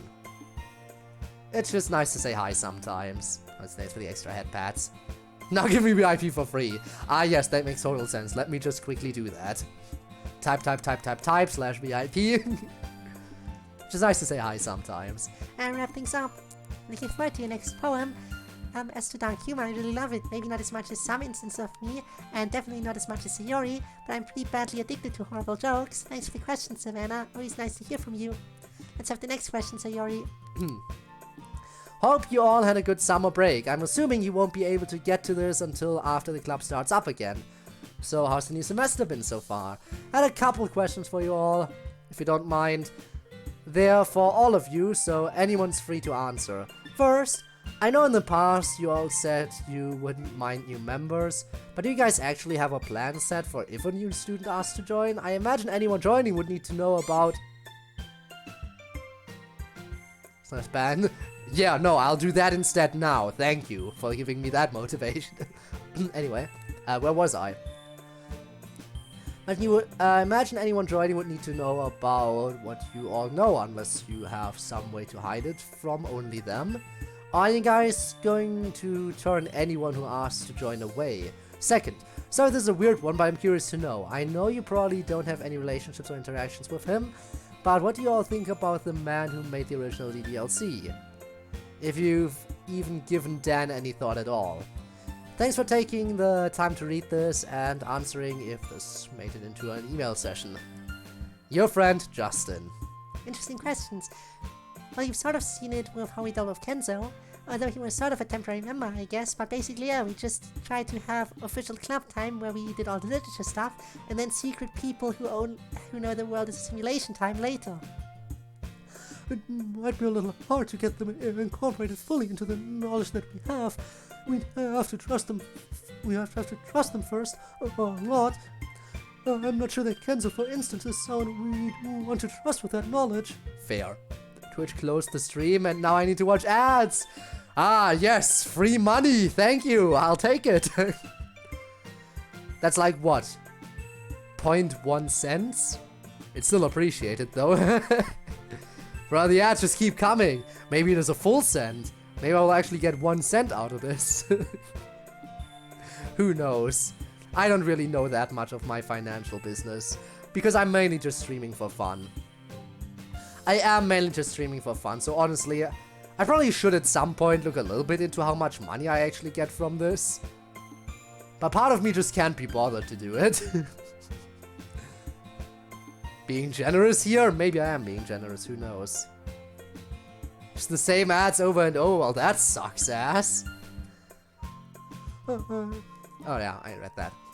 I trust Miss Ida, but I'm not sure I want her to know all this stuff. Would be really hard on her, probably.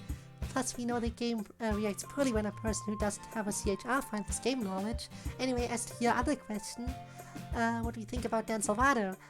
I have complex feelings. Obviously, I'm glad to be alive and I wouldn't be here today without him, but at the same time, I wish I'd been given more happiness. I get that he's a storyteller telling a story, I just wish that I'd been put in a happier story, you know?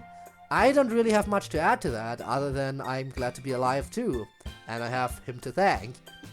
I hope that in your universe is also if your universe is also a simulated one, the people writing it are nicer to him than he was to us. Next question. Different ad to rage about? No different ads, just the same over and over. Next question. Rather code at your service. Who that? Still catching up to the episodes of season 1 of the club meetings, but thought I'd send something ahead to say a few stuff to each character. saving the best character, in my opinion, for last. MC. So I don't know what's going on with you at the time of writing this. I just want to say you're awesome. Sorry if you feel like a puppet after gaining sentience and stuff. Hopefully it makes MC, I'm guessing, happy that you're yourself. It's sort of good to be a separate entity, though I wish I could communicate with all of you. Natsuki, how's it hanging? You've learned a lot of lessons from your friends, and in turn, I learned a lot of lessons from you and your friends, so thank you for the lessons, and I thought your personality was great.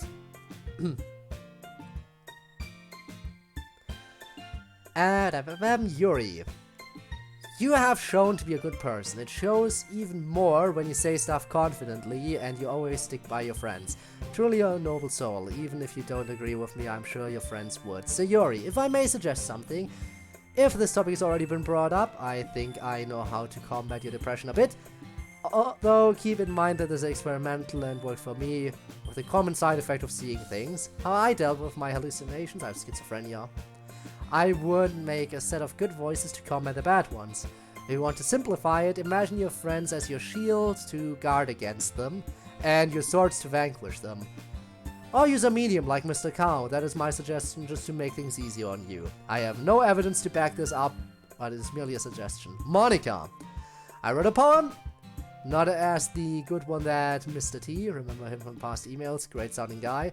Also Mr. T, ha, made a pun. Anyway, I know you're working on getting to my reality, even though it's a lot of work. Know that I'm trying actually to get to your reality. If I die in the process, don't cry or grieve. Me, it's a part of my backup plan. My beliefs may make it so I go to your specific reality. So far I've tried lucid dreaming and also other processes that are legal. So I can only wait till they develop reality portals or die and my spirit shall go to you if I have enough faith. Don't worry though, I won't hurt myself or kill myself, that would be not be pleasant, nor does it have a chance to work. Damn, okay. Fire sword. Oh, a lot going on here though. Isekai to DDLC, wouldn't that be something? No questions yet?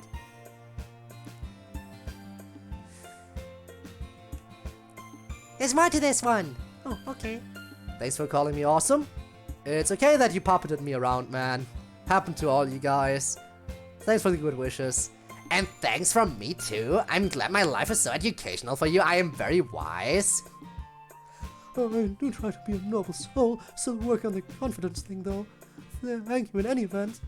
I know you guys experience my negative thoughts as voices, but for me it's just my thoughts. I don't like hear exterior voices when I'm depressed. It's just me, it's all just me. But fortunately I have some new coping strategies that my doctor gave me, so hopefully I'll be able to get a hold of myself a little bit better these days. Yes, please don't die in any effort to get to this video game. I don't really think it's possible, no matter how much faith you might have, but I'm flattered that you would try so hard. Next part of the email? Monica, with eyes like emeralds, for her I shall be a herald. Of her sweet voice, of this I make a choice. Life is boring, but she brightens up my day. Monica, you are beautiful in all kinds of ways. Well, that's the poem you wrote. It is tough to find rhymes for emerald, isn't it? Herald is a good choice, though. It's a very sweet poem, thank you. As for a question I wanted to ask, if you anime lovers have seen Overlord the anime. No. No? No! No? Wow, MC, I would have expected different from you. I know you're probably expecting me to have seen it, but basically I watched like an episode and a half and that's as far as I got. Didn't hate it, it just wasn't my thing. Kind of like a darker, more gritty Sword Art Online, I guess. Big mistake you're making there. Because Overlord is a proper isekai, not a you're stuck in a game kind of thing. It's a proper isekai, like actually being sent to another world. So comparing it to Sword Art Online like that is mistake number one. Mistake number two of comparing those two anime is that, hang on, is that Unlike Sword Art Online, Overlord actually has really good quality to it.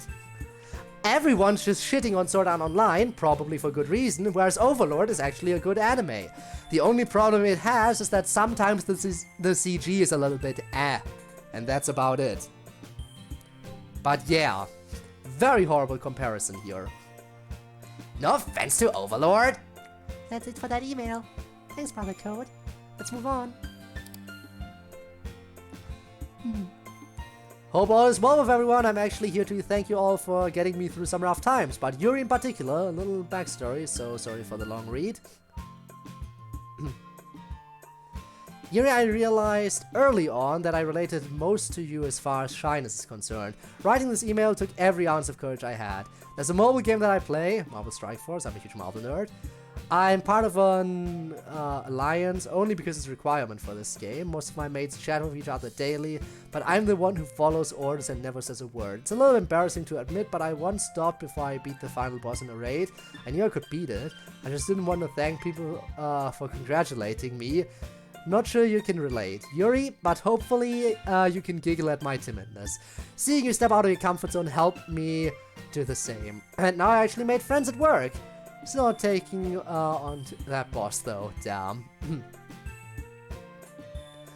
I'm becoming real and I like Overlord. Overlord is really good. But I'm not gonna get into SAO. By 10 of those killing VR headsets, imagine.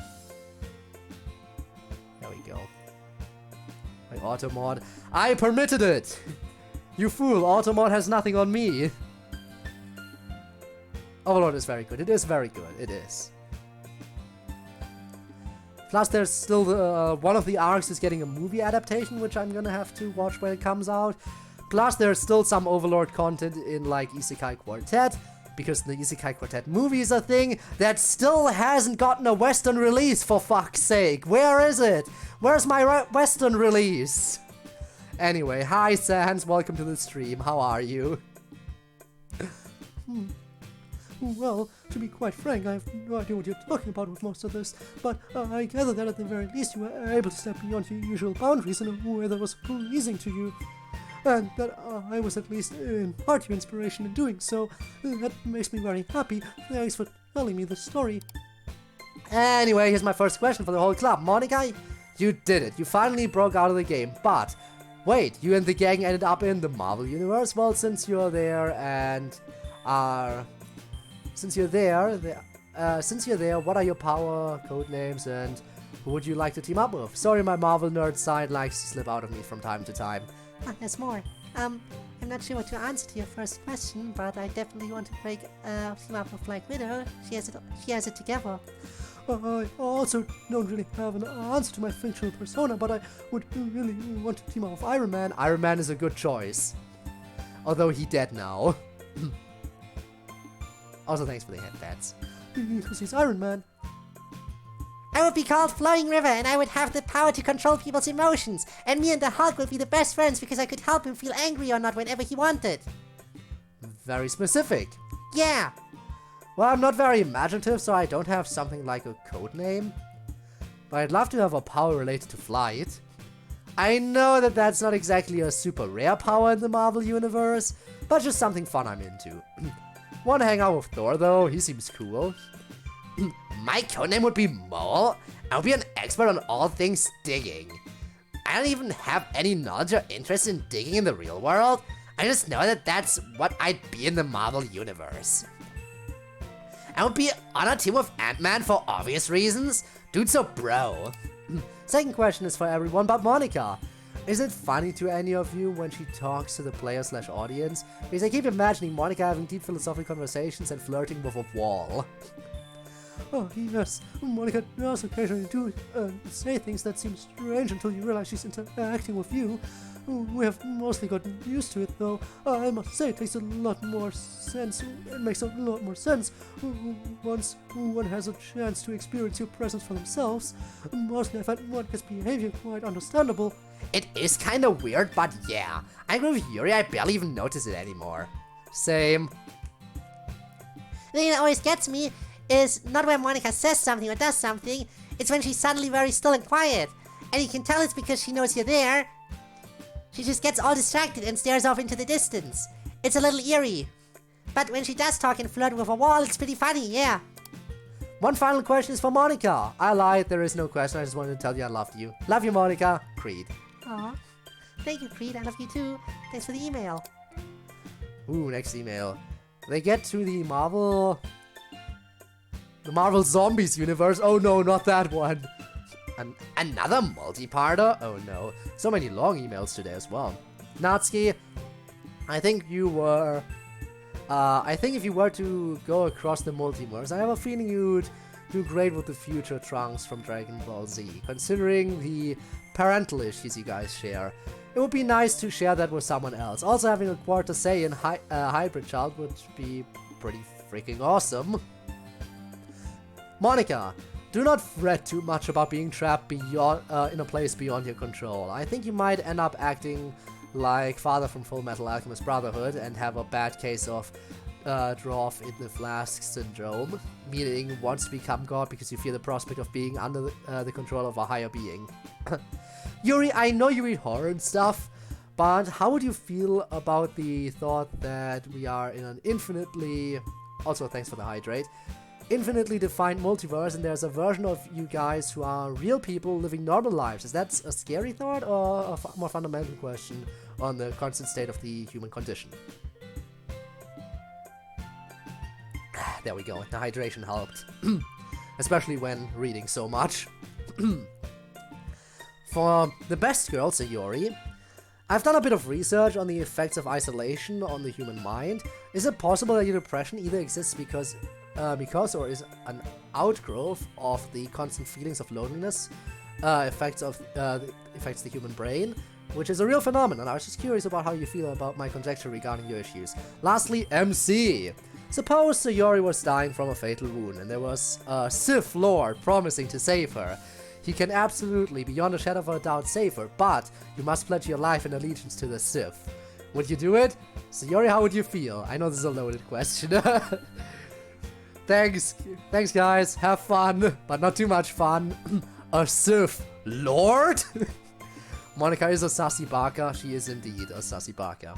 Another multi-parter? That's an interesting thought, emailer. I never thought about it, but I guess we have a few things in common, huh?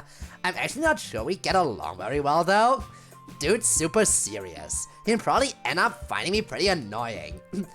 But if not, then yeah, it would be fun. I admire the guy. I'm not at all sure what's going on in this fictional universe, but yes, that's definitely part of why I'm so obsessed. I like being in control, and not being in control just makes me want to be more in control, so I guess you're right. Oh, another horror question, sort of. I mean, that question isn't scary at all, because it's essentially true. Right here, we are real people living normal lives. I'm not sure being simulated matters that much. Do you think it does? Would you feel scared if you knew you were simulated, but you still had all the same experiences? For me, it was just very much life as normal, with a few interesting exceptions, really. Thought-provoking question, though. Well, I'm not sure what you mean. But I don't think my depression is because of anything to do with loneliness. I've never really been lonely. I've been surrounded with friends and people who care about me my whole life. And now I even have a really sweet boyfriend who is also my best friend. But now that really did anything to my depression or affected it in any way, really I think it's just generic. Just a sucky thing that I was born unlucky on. But that's okay, I'll get through it. A Sith Lord? Natsuki, I did that reference already, but it's nice to know that we're on the same wavelength. Damn. Enough of your memeing, this is my question. Yeah, I'd probably get all evil to save Sayori if it was really the only way to do it. And I wasn't being a stupid, gullible idiot like Anakin Skywalker. Those movies weren't very good, were they? But I wouldn't want you to be evil, that would make me sad. Don't worry, Bun. It would all just be a long con to save you. I would come back to the light as soon as I knew you were safe. Yay! Thanks for the question, friend. We'll try to avoid an overdose of fun. Alright, time for one more email, I think. Hello, Monica. I hope this email finds you well. If I may, I have a question for Sayori. To Sayori, hello, how are you doing in the digital world? Now I have a 100% super serious question. and I hope that you are able to answer it. So, when did you become so darn cute? Were you always like this? Or did you become super cute when you reached high school? Okay, bye. Sincerely, a secret admirer. P.S. Protect the bun. I agree. Hi, secret admirer. Yes, the email found me just fine. Sayori, they wanted to talk to you. I'm not that cute. She's always been cute, secret admirer. She was born cute. I wish I could just show you what she was like as a kid. She's always been extremely adorable. That's just the way she is. And she's always had that exact same bright, sunny personality the whole time. And apparently the really bad depression too. But the strength to cope with it along with it. And that total love and friendliness towards everyone. So she was born with it, is what I'd say. Thanks, MC. I love you so much. I love you too. And on that lovely note, that'll be the last email for today. And that also brings the club to a close for today. For the poem topics next week, we'll have an interesting idea. We're going to focus on form rather than topic. So for next week, everyone has to write an Elizabethan-style sonnet, which would be a 14-line poem in iambic pentameter. And in particular rhyme scheme, which I'll send out. But for now, that's it. I know Yuri and Sayori can definitely walk home from here, but they'll probably need a ride, Natsuki. Hang on a sec, Monica. Will you guys be interested in having a little holiday season celebration here tonight? We're going to be having one anyway, and you guys would be more than welcome. You know, I'm in. I'd be in for that too. We'll be in too, but there's something we need to take care of at the school. Don't worry about giving us a ride. We'll just walk there and back. You guys just go ahead and start the party without us. It shouldn't take too long. What are you guys doing? Nothing you need to worry about. Totally not breaking into the student council's office. Yuri, is it really nothing I need to worry about? Yes, it's nothing you need to worry about. Alright then. Just don't get back too late and miss all the fun. Don't worry, we won't. Come on, Yuri, let's get going. Wonder what they're getting up to. Probably best not to ask. I'll use one's partial omniscience to figure out.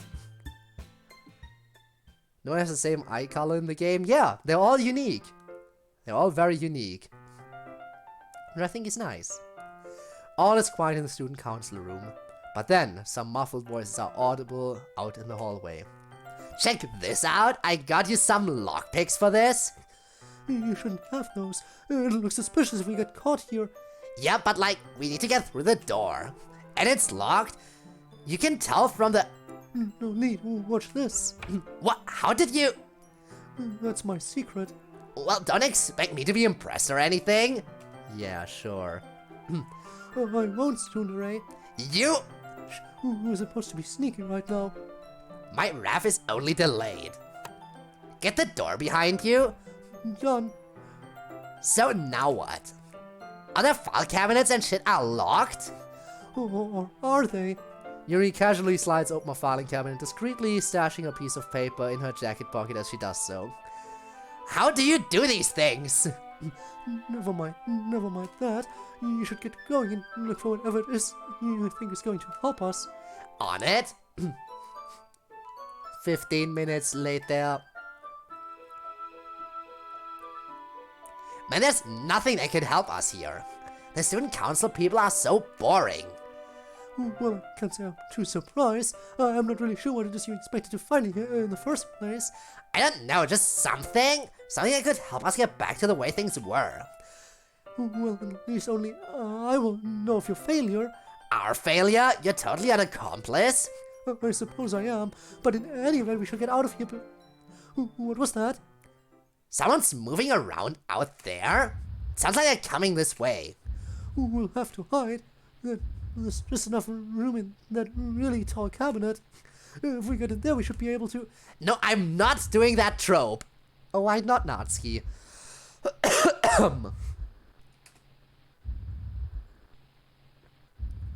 What trope? Being locked in a closet with the, being locked in like a closet or a locker with the person you like. The trope where there's like an enclosed space and two people have to hide in it. We're out of time. If it's too cramped, you just get in there. But where will you go? I'll manage. Hurry up now. Natsuki hides in the cabinet. Yuri stands behind the angle of the entry door, so as to stay hidden behind it when it opens. Ha! That this light was turned off already. The custodian looks around briefly. Oh well, everything looks fine in here. There we go. The door closes and the custodian's footsteps echo down the hallway. Is he gone yet? Yeah, I think so. Come on, get out of there. Let's get going before something else happens. Oh my gosh, that was so silly. We were so close to being caught. We totally were. I can't believe you wanted us both to try and jam in that cabinet. We know how to both fit in there. Oh, that was the best idea I had at the time. We were under a lot of stress and we weren't thinking clearly. Yeah, it was kind of fun though. Yeah. Well, come on, let's go hit up MC's holiday party. Everyone else will be wondering what we are. Alright. No fair, that was a surprise! How could it be a surprise? I was holding the mistletoe right over you. They sure are having fun, huh? Yeah, they are. So how'd it go with you and Yuri at school? You guys do whatever it was you were going to do? Well, both yes and no, really. But overall, I'd say it was a success. Ah, Monika and Natsuki watch as Sayori and MC collapse in a fit of giggling. yeah, they're definitely pretty happy. Wish I could be that happy with someone. And Natsuki, I hope you get to be that happy with someone. You deserve that kind of happiness, you know? Yeah?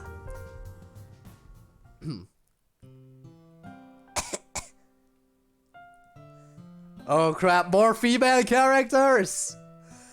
Why would you do this to me? Oh god, sweetie, are you feeling alright? I'm fine, other than dying of cancer, Mom. You shouldn't say things like that. Do you want to call your sister? No, that's okay. I'm sorry for your father and I. I know it's okay, Mom. Don't beat yourself up, okay? We all make mistakes, it's alright. I sure you don't want to call her. I know she always makes you feel better. I just do generic female voice here for the mom. Yeah, but she's like probably having a good time right now. I wanna ruin it. Cue the mommy ara ara voice? No. That's all for now. Be sure to email Monika your questions at lit.club.press@monika@gmail.com. You can also email her. You can also email her there. Oh yeah, you can also email her there to request access to the Discord server. Damn, it sucks to be able to read here. Be sure to check out the credits.txt file for crediting all the assets used by the mod. Thanks for watching Club Meetings. See you next week. Wow, that took almost 2 hours, this episode. That was a long one. That was a really long one. Alright, season 2 episodes. Jumping straight into the next one without delay. So that was episode 21. So it's time for episode 22. Miss Ida decides curiosity is worth it. Monika makes the worst mod ever. Natsuki visits for Yuki. Start. Just start. Let's go. Come on. Chop chop.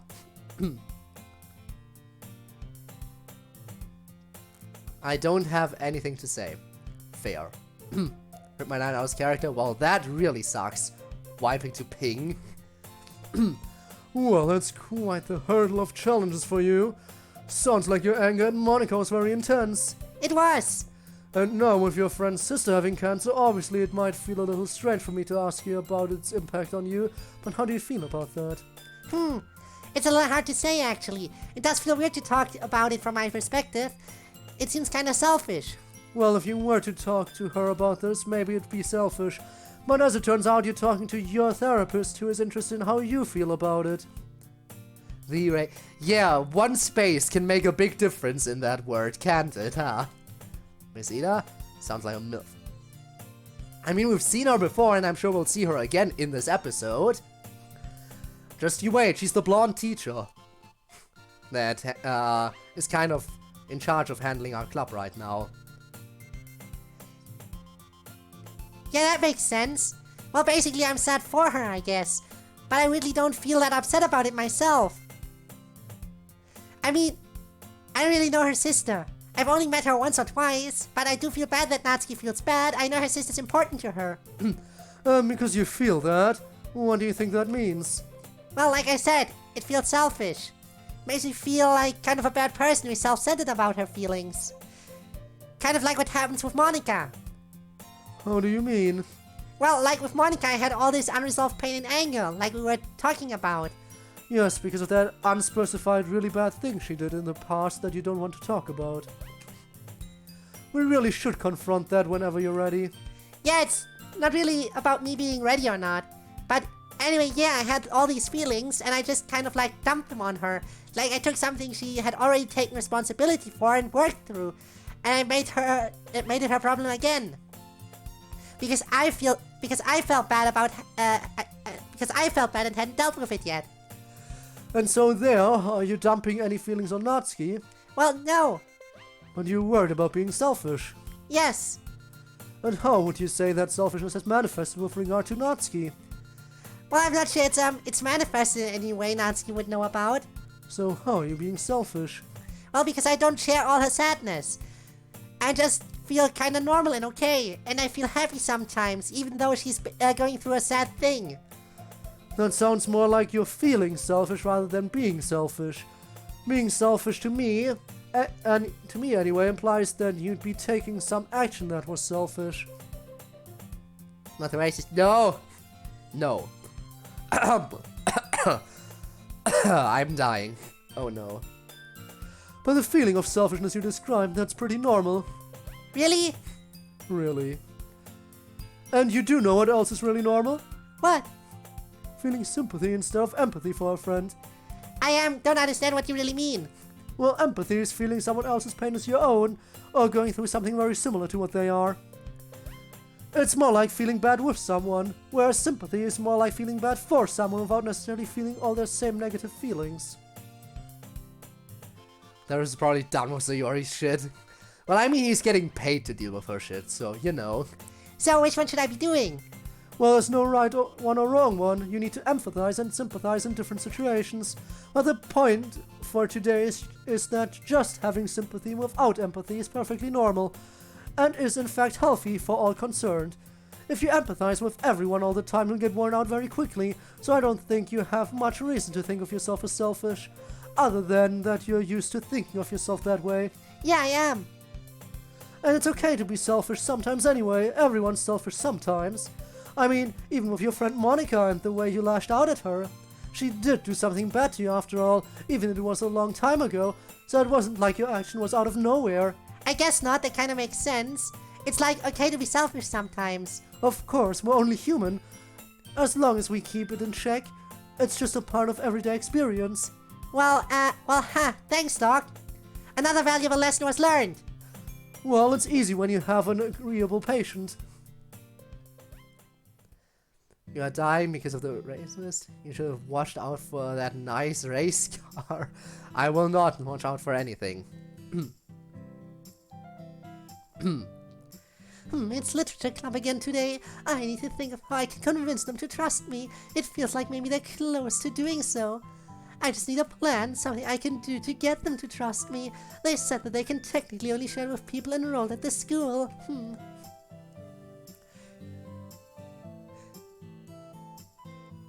I don't like you seeing that name! Junko, we do adult school here, right? I don't like that name! That name makes me think of different characters. That name makes me think of a different visual novel. Yes, we do! I don't know what voice I should do now. I wonder if I could enroll. I have no idea why you'd be interested in that. You already have your high school diploma. Or you wouldn't be teaching here. I guess I'm just in the mood for personal growth. I really don't know what to do here. The fact that Miss Hirayama's first name is Junko, it's throwing me off. You understand why I wrote the first letter? Caps. I don't think I want to. I'm not sure if we have any adult education programs other than the diploma track. We might have some technical skill stuff, who knows. You probably have to ask the adult education people why the sudden interest in personal growth. Oh, it's just being the literature club advisor has been pretty inspiring. Reminds me of when I used to write when I was young. it kind of made me miss it. Well, you wouldn't exactly get anything like that doing technical school. No, but it's just nice to do some kind of personal growth no matter what it is. I suppose that's true, although it's out of character for you to be so restless, Asumi. Ah, so her first name is Asumi then. Got it. Also, these two teachers must be... Because if we're talking about the Japanese environment, then they would have to be very close to each other to be on a first name basis. But I guess it's just the casual Western thing where everyone's fine with using first name basis. Well, it's out of character for you to be so restless, Asumi. I guess I am usually more settled and content, aren't I? You are. How is advising the literature club going? Any interesting students? I remember that Yuri's in that club. She is. She's a wonderful student. And very kind.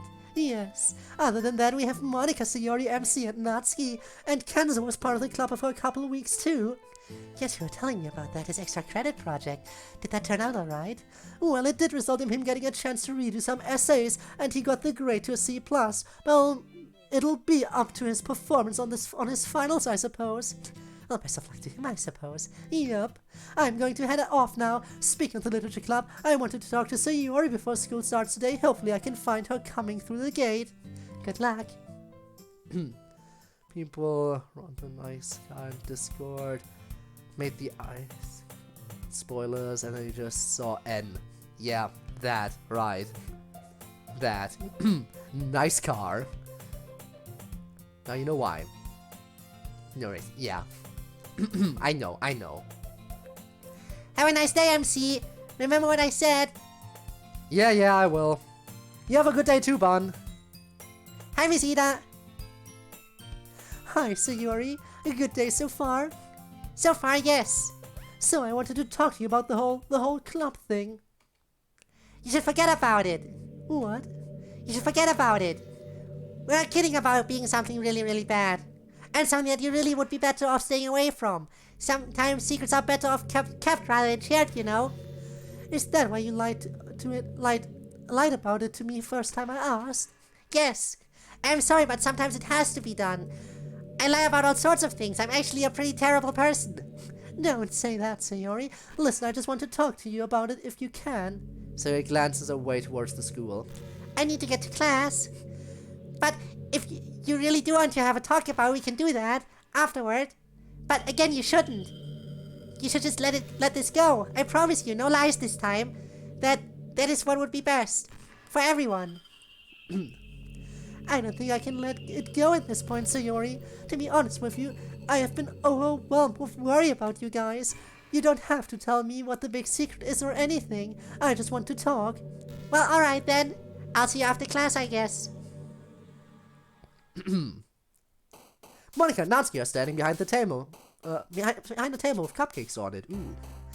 So remind me, Monica, why am I out here again? Yes, the student council cut off funding a little. But I'd like to keep doing all the same things that we've been doing. So we need to have a little fundraiser. So hopefully we can sell these cupcakes and make back some cash for the club to use. Yeah, that part I get. That's obvious. What I don't get is, why am I out here? Why was it me who made the cupcakes already?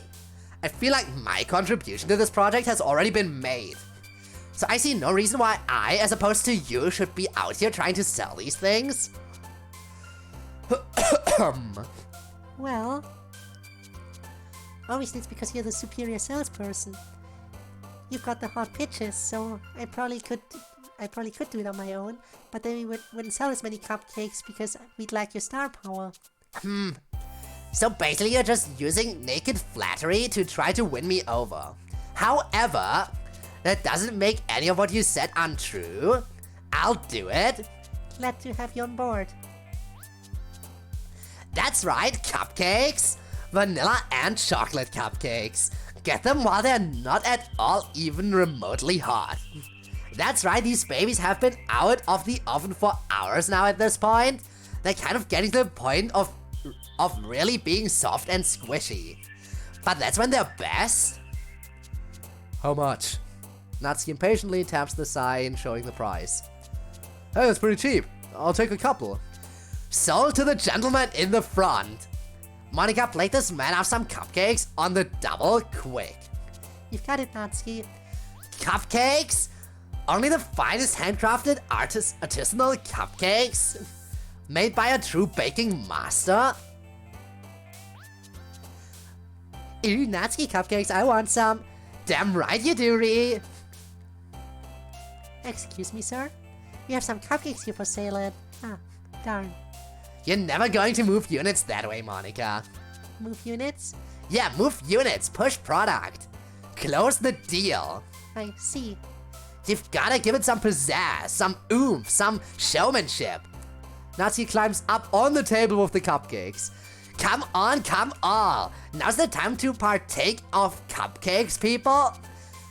These prices are ridiculously low. Only a clerical error of astonishing incompetence could have resulted in cupcakes so delicious being so magnificently cheap. Natsuki's extremely loud yelling has actually attracted a small crowd, and a few start buying cupcakes. Cupcakes! Cupcakes!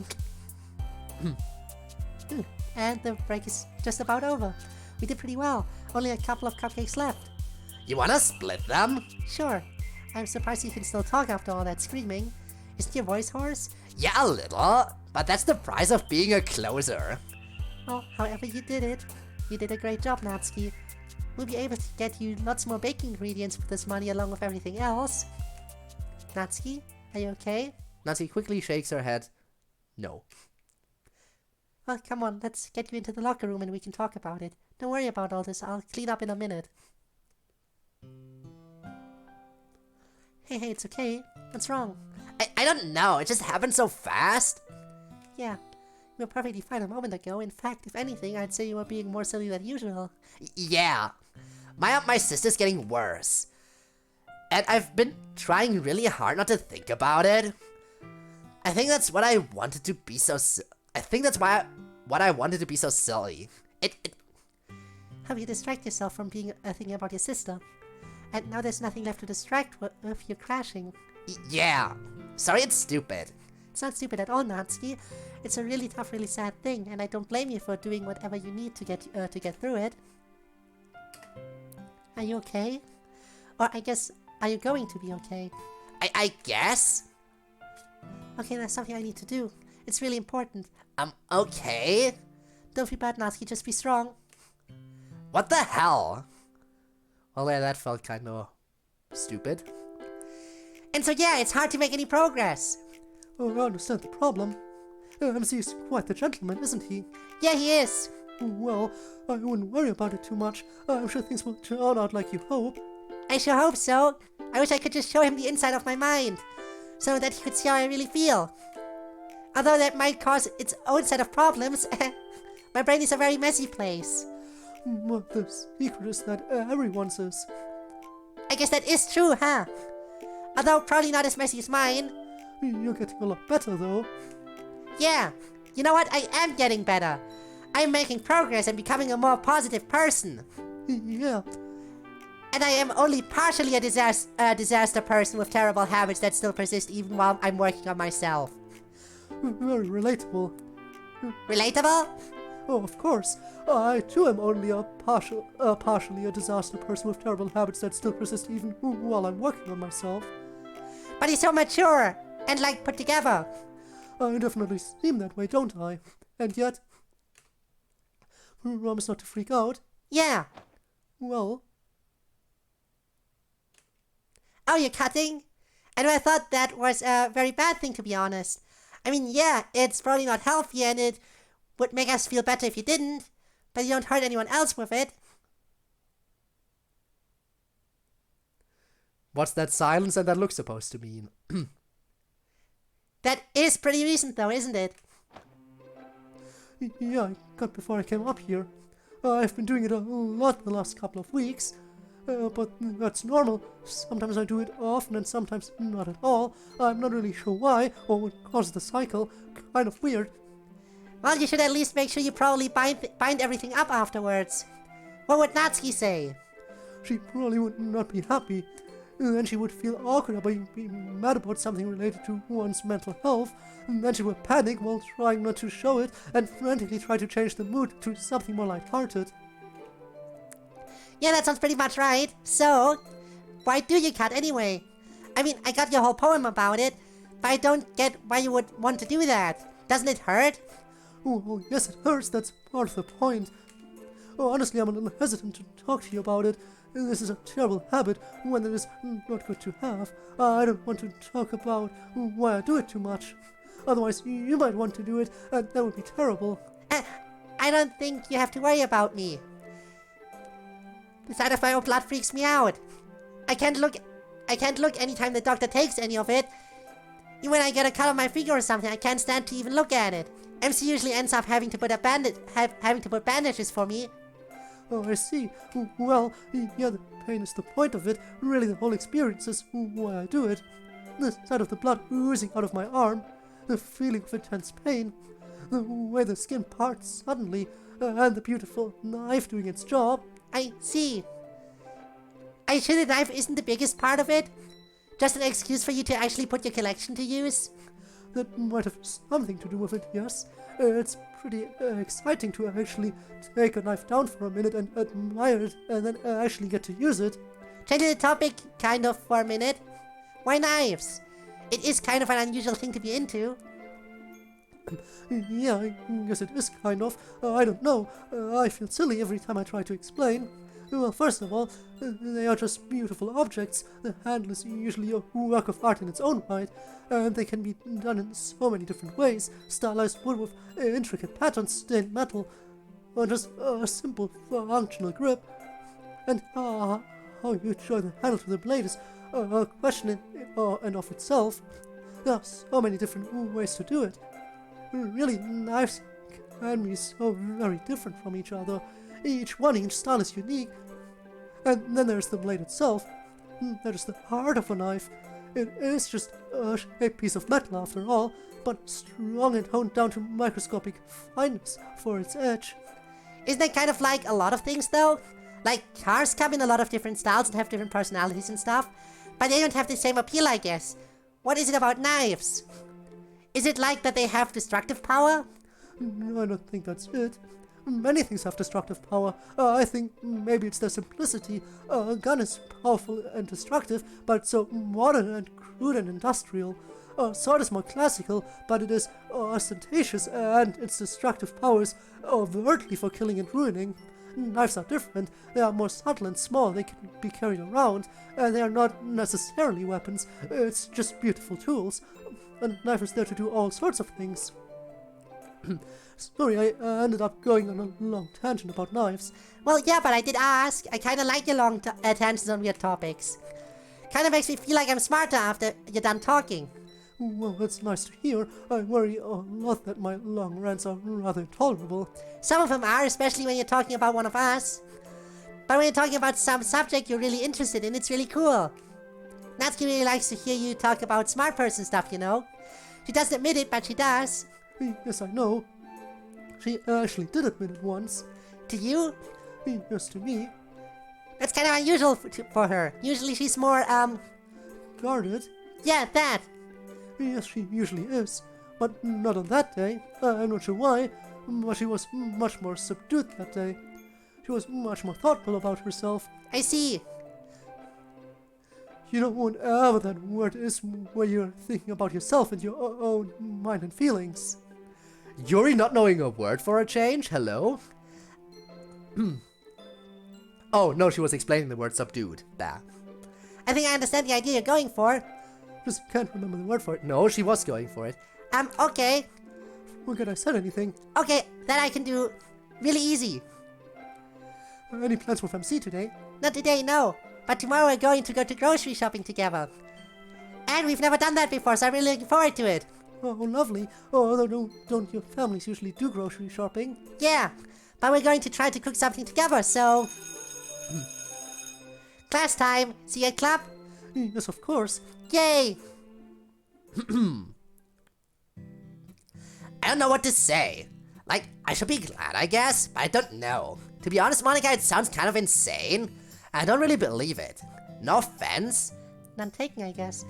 It is kind of insane, and I know it's a lot to take in, but honestly, I really couldn't bear it.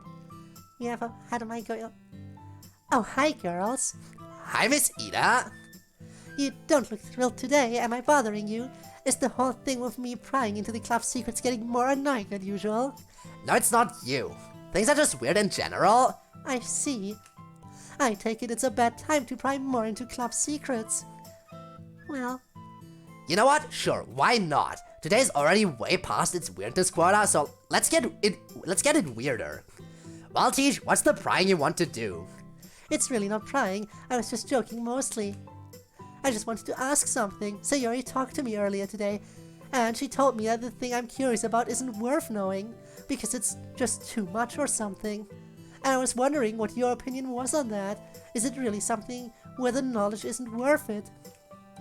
Well, yeah, I'd have to say it's not worth it. If I could go back to the way things used to be, I would. In a heartbeat. Wait, you would go back? Even with... Yes, I would. I mean, I know what you're thinking. I'm thinking there's some positive aspect to whatever it is. Yes, there is. And it would be hard to knowingly give that up. But still, I'd have a hard time saying I'm happier now than I was before. Things were a lot simpler. And I felt like I knew more about who I was. I feel sorry if, well... let's just say I'd be sorry to go back, but I probably still would. And what about you, Natsuki? Would you go back to the things were if you could? Honestly, yes. I mean, there are a lot of good things about the way things turned out, but in the end, Monika's right. It's just a little much to deal with. I know that might not make sense to you, Miss Ida. You don't know what it is after all, but trust me, it's a lot of mental trouble. I see. Well, thanks for the input, you guys. I guess I'm just trying to figure some mental stuff of my own out. What do you mean? Well, it's like this. Part of why I'm interested in whatever it is that's going on here is that I'm concerned. It seems very clear to me that there's some suffering involved with whatever you're hiding. And that really makes me worried, especially if it's related to the school. I'd kind of feel like I'm not doing my job as a teacher if I just let it be. I guess I feel a bit of a duty to find out what it is. And evaluate if you will be alright. Even though we've already said we'll be alright?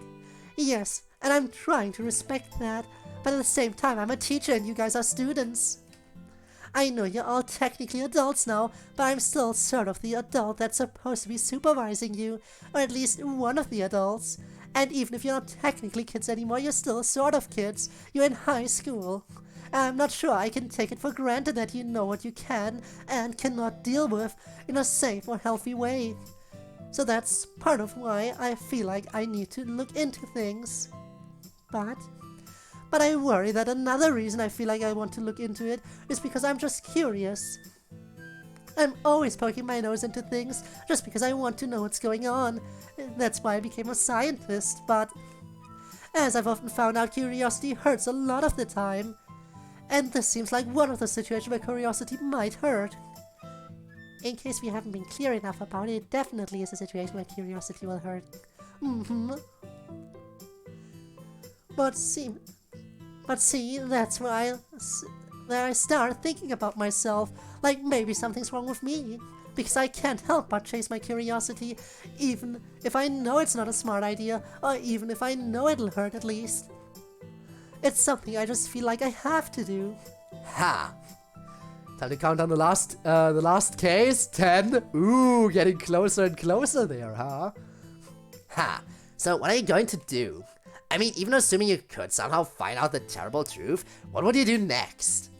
Well, I'd probably want to get everyone's opinion on whether it's been worth it. Although so far a majority of you seem to think no, so I guess I'll ask Yuri and MC to see if they agree. Plus, Sayori said she'd be fine with talking about it some more. And if they all say no, stay away, it's terrible, you're just going to drop it? Probably not. Well, not sure. Maybe, but I'd definitely be more likely to drop it if everyone agrees it's been for the worst. The unanimous opinion of such a variable group of high schoolers might be enough to dissuade even me. Maybe. We'll see. Maybe. I'll leave you guys alone for now, and I'll see you at the club time. Bye. So, now we text the others and tell them to warn her off, right? No, No? Why not? they can make their own determinations without my input. Plus, that's not part of the plan. The plan? Why do you have to be so freaky all the time? Because I'm the central locus of changes in this completely artificial simulated universe. Okay, but like, other than that? Damn, you fool, Toast. Bread army? Let's get that bread, right? Okay, everyone, let's get started. So why did we meet in the club room so early? So we can play my mod well before Miss Ida gets here. It's not as long as my last mod, but it's still kinda long. So I want to make sure we have enough time for it. And I helped with this mod, so I wanted to make sure you all had time to play it, to enjoy it. Yes, Sayori contributed a lot to today's mod. Yeah! Although it was pretty silly. It's definitely very silly. So without further ado, let's get this train wreck rolling. Which is apparently the worst mod ever, according to what the summary of the episode says. Okay, what is this train wreck? Doki Doki Cursed Ship Club. Oh no. She already did a shipping mod where she shipped everyone with everyone. What is the cursed one? How is this gonna be more cursed than the previous one? Hi, it's me again, your host Monica, and once again, or rather a super reality meta instance of me, has created another mod where various people relevant to this world are shipped with various other people.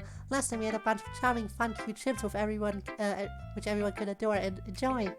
That is not what is going to happen this time. This time, it's only pain and disgust.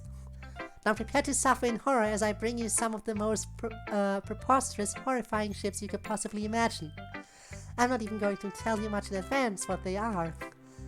That way, you won't fully appreciate what you've gotten yourself into until you're fully immersed in the awfulness. But here, step into my club room and we'll get started.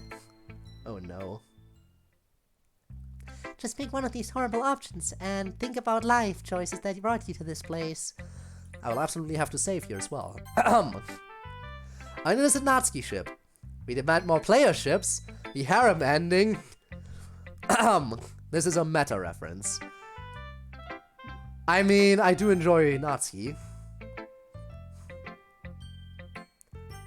The player ships I think we should save for last. Let's start with what everyone wants to see, the harem ending.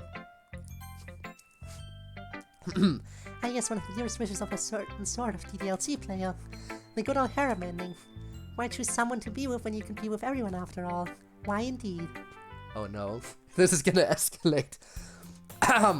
It's been about 2 weeks since the formation of the harem. Things have been kind of hard to manage, as you might imagine. Can get pretty chaotic. But I've been doing alright. I have a lot of help. Sayori, how are we coming on the waffles? Almost done, champ! Awesome. Everyone else is going to be here pretty soon. They'll probably be pretty hungry. They definitely will! Hey Sayori, Yeah? I just wanted to say, I know that our little living arrangement is a little strange, and we don't get to spend too much time together one-on-one. I wanted to tell you that I really enjoy it's just you and me spending time together like this. We should do it more often. Not that I don't appreciate everyone else a lot too. Of course! We've been really glad for the time together too. And we should definitely spend more time together with just us again soon. A rapid flurry of knocks on the door announced the arrival of everyone else. I'll go get it. Okay. Hi everyone, we're back. Oh no, and Kenzo is here too. It's literally everyone. The harem is too big. It's too big. The bro Kenzo is here. Did you guys manage to find everything? Yes, mostly. Kenzo, you're still in your uniform? Yeah, I didn't have time to change out after school today. Oh no, I am not playing as MC. I am in a harem of everyone. I am still me and MC is still MC. This is a playership as well. There's not only the harem ending, it's the playership too. Okay, this is getting really weird in that case. I don't know how to feel about that. So much else has been going on? That's true, it is fancy dinner day for us today. That's right. And that's why today is the day for you fools to leave it to the competent person and get out of my way so we can avoid burning the house down. You literally ask me and Yuri for advice cooking all the time. You're great at baking, but you still need cooking help. Nonsense, I am the master. But you and Yuri are allowed to help me in the kitchen. We thank you for this immense grace. Of course. MC didn't say anything. Maybe we are MC after all? Who knows? Let me eat the bread at you. No, stay away from my harem. Code, you're back! Sayori gives me a big kiss on the lips. I blush slightly. I was just out of the room for a second. You still get a hello kiss. Sayori kisses MC. Everyone gets a hello kiss. After all, it's only fair. Me next, please. Mwah! I'll bank my kiss for now, got a haul in all this crap. Since some people make me carry it all myself. You wanted to buy it, you carry it. Yeah. Anyway, later. Later. Hi, Chica. Hi, Ken. Mwah! Was that everyone? I could swear there's still one more person. I sure hope no one is sneaking up on me right now. Surprise hug. Eh! And now I'm ready for my kiss. Of course. Instead of kissing Yuri on the lips, Sayori kisses Yuri very gently and slowly, but firmly on the cheek. Oh, okay. Thank you. Hi, Chica. Yeah. That phrase is back. No problem. It's still hard not to feel jealous sometimes, but you get used to it. Sayori's so nice and takes such good care of everyone that it just somehow works. It all started the day she almost committed suicide. Everyone was so upset. And the next day, everyone declared their love for her. At first, it seemed like everyone was going to fight, but Sayori had a better idea. She had enough love for everyone. So we're all, like, it's so weird that all of us are in a harem. Including me, the player, and MC, and Kenzo, and all the Doki girls. But hey, it's not necessarily all bad, but it is very cursed. MC and Natsuki are playing video games while Yuri watches. So what's happening this evening? My turn of Sayori. We're gonna play video games? Man, no fair. I wanna play video games with her too. Well, I suggest you use your one-on-one time with her differently than you have been, buddy. Wait for the next time she just hangs out with everyone. But maybe if she and I are feeling generous, we will include you. So you're married to DDLC cast? Yeah, including the player! Gee, thanks. Alternatively, Monica and I are going to watch a Shakespeare play on TV if you'd like to join us. What about Kenzo?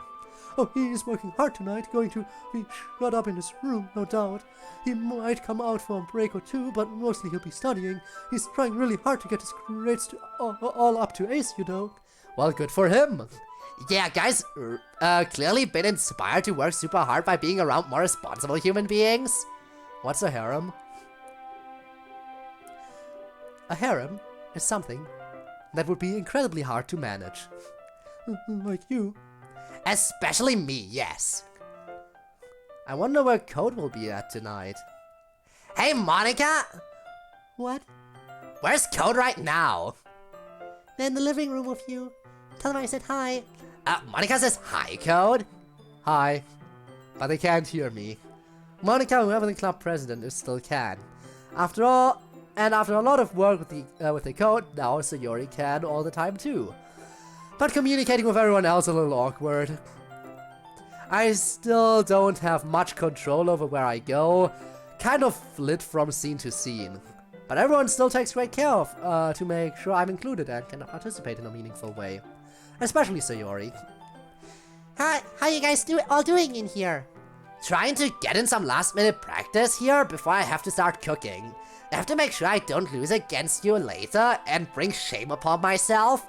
Well, I've been practicing too, so train hard. Yuri, I love you very much, and you make every day wonderful with your presence. Thank you, I love you too. Sayori whispers something to MC and he smiles and whispers back. It's hard not to get jealous at times like these, but we all are able to do so because we love Sayori so much and want her to be happy. You're the main man and the girls, your girls, and they all love you. They mainly love Sayori. I think Sayori's the core of this harem. May have forgotten to breathe while playing a game, but I'm back. Damn. Alright. And like I said, she takes such good care of everyone. How's it going, Ken? Okay, I guess. I'm making progress, it's just... There's so much work to do, you know? I can do it, I just wish there wasn't so much. Well, don't work too hard, okay? I brought you some soup for when you want to take a break. I'm so proud of you and how hard you're working. You're fantastic. Thanks, Chica. Hi, Code. Nancy was talking such a big game about cooking, but she left me to do all the prep work. It's because she knows you're better at it than and would never ever acknowledge that publicly. But she also doesn't want to ruin dinner for everyone with her pride, so here you are. But I see that you're working hard and I appreciate you. And also I appreciate that food, it smells really good. Anyway, yeah, thanks for cooking, looking forward to being ready. Love you! Love you.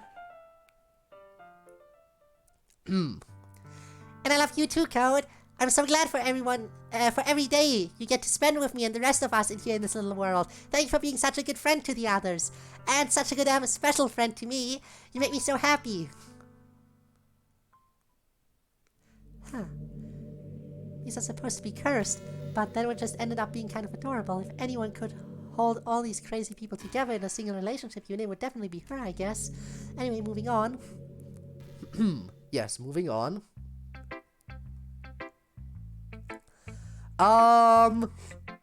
We'll go with this as a meta reference next, whatever. Hey, Code. If I asked you to go out with me, would your answer be the same as the answer to this question?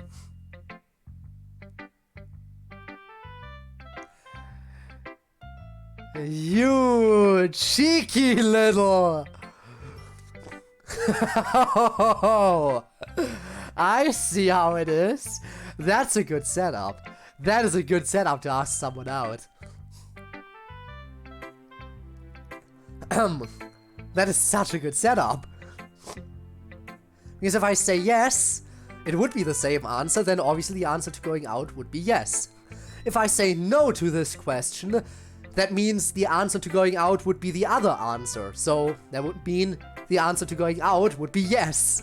Oh, that is such a good setup. Like if I ever try to get into the relationship game, I have to use this.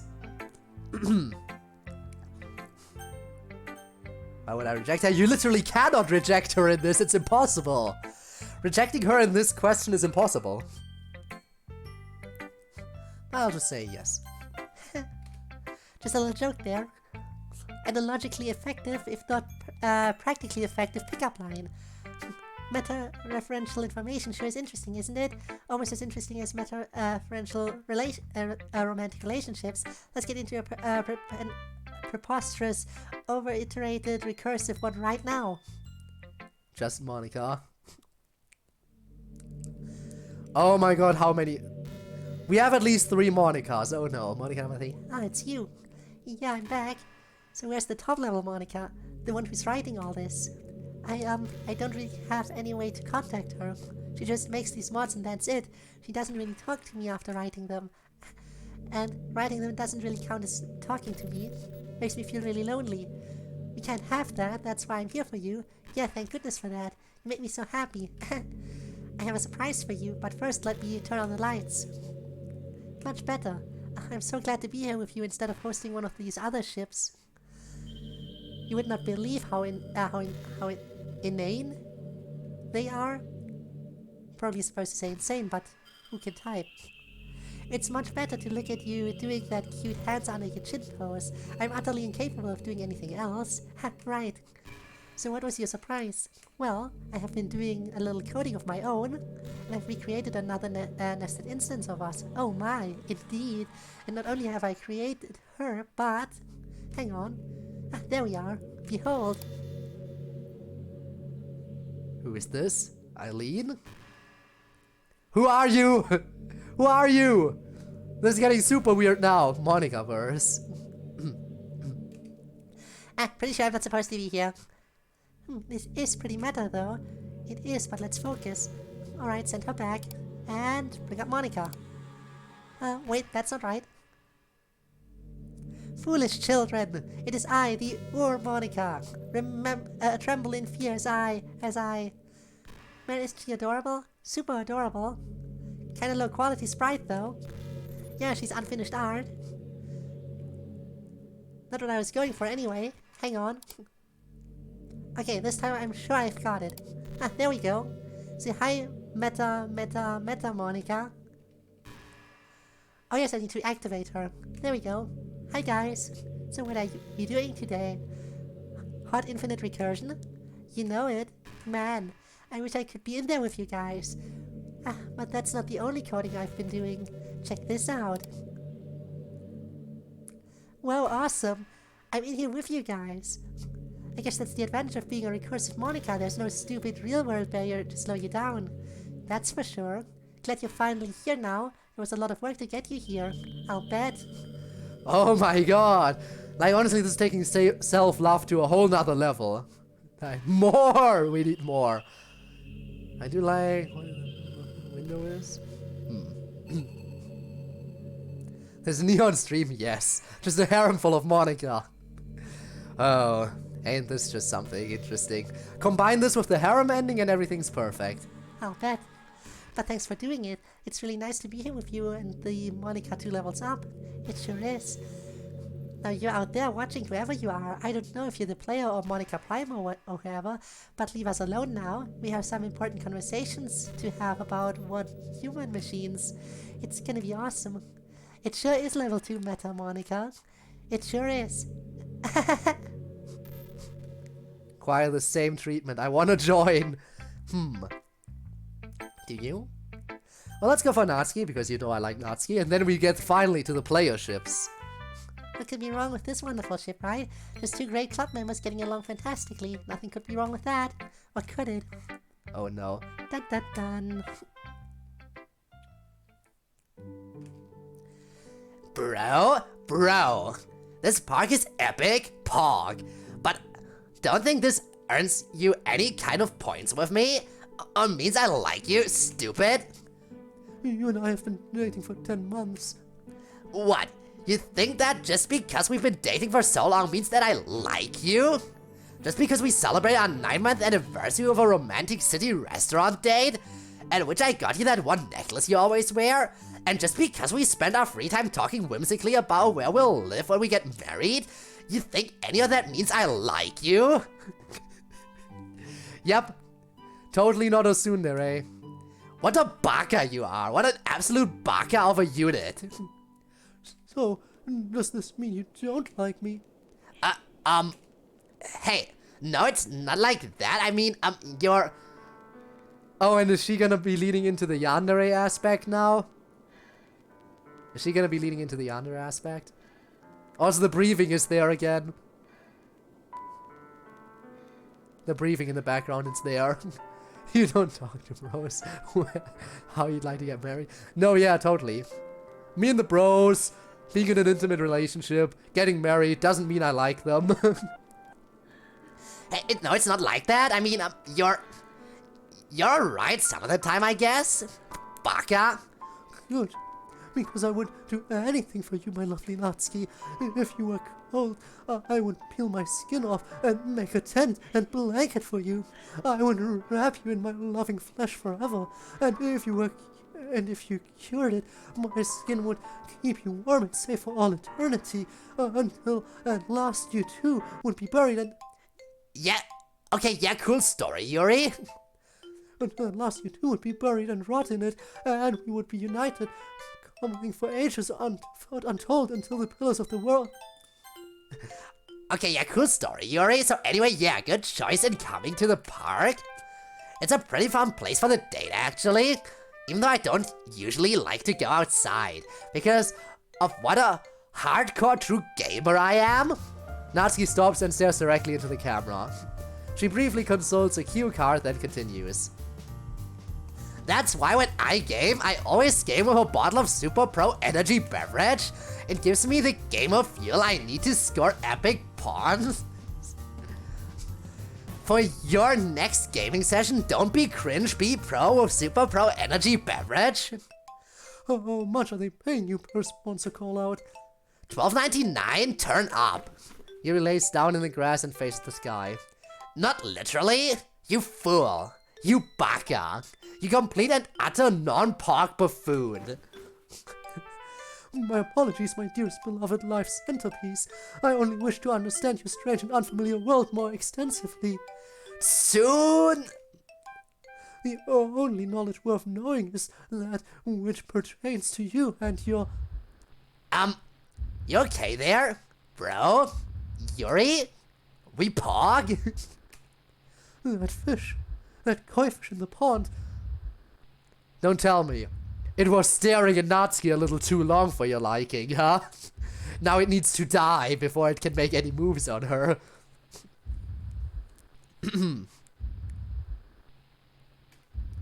It looked at you. Yup! Oh no, poor fish. I'm pretty sure fish don't really look at people. Pog? It did, most beloved one, and looked at you with unclean lust. I must purge my rival from this world. What you consider to be a rival is a literal koi fish. It cannot even make moves on Natsuki because it cannot get out of the water to get to her. Now fish shows death. Yuri jumps into the pond and begins stalking one of the fish swimming around in it. Well, while Yuri's doing that, now seems like a good time to talk to you about Chair Club. Do you find yourself constantly short on chairs, having to pull up ottomans and bar stools when guests come over? Have you been sitting in the same raggedy-ass used office chair in front of your computer for like 3 years? Now's the time to change all that with Chair Club. For the low price of $40 a monthly, Chair Club will send a new chair to your home every month, shipping included. The chair is different every time. Sometimes you get a recliner, sometimes you get a metal folding chair. Chairs for all occasions and posteriors. So have a seat. Sign up for Chair Club today. Yuri has caught the fish and is repeatedly stabbing it with a knife. Ah, yes. Chair Club is such a bad joke.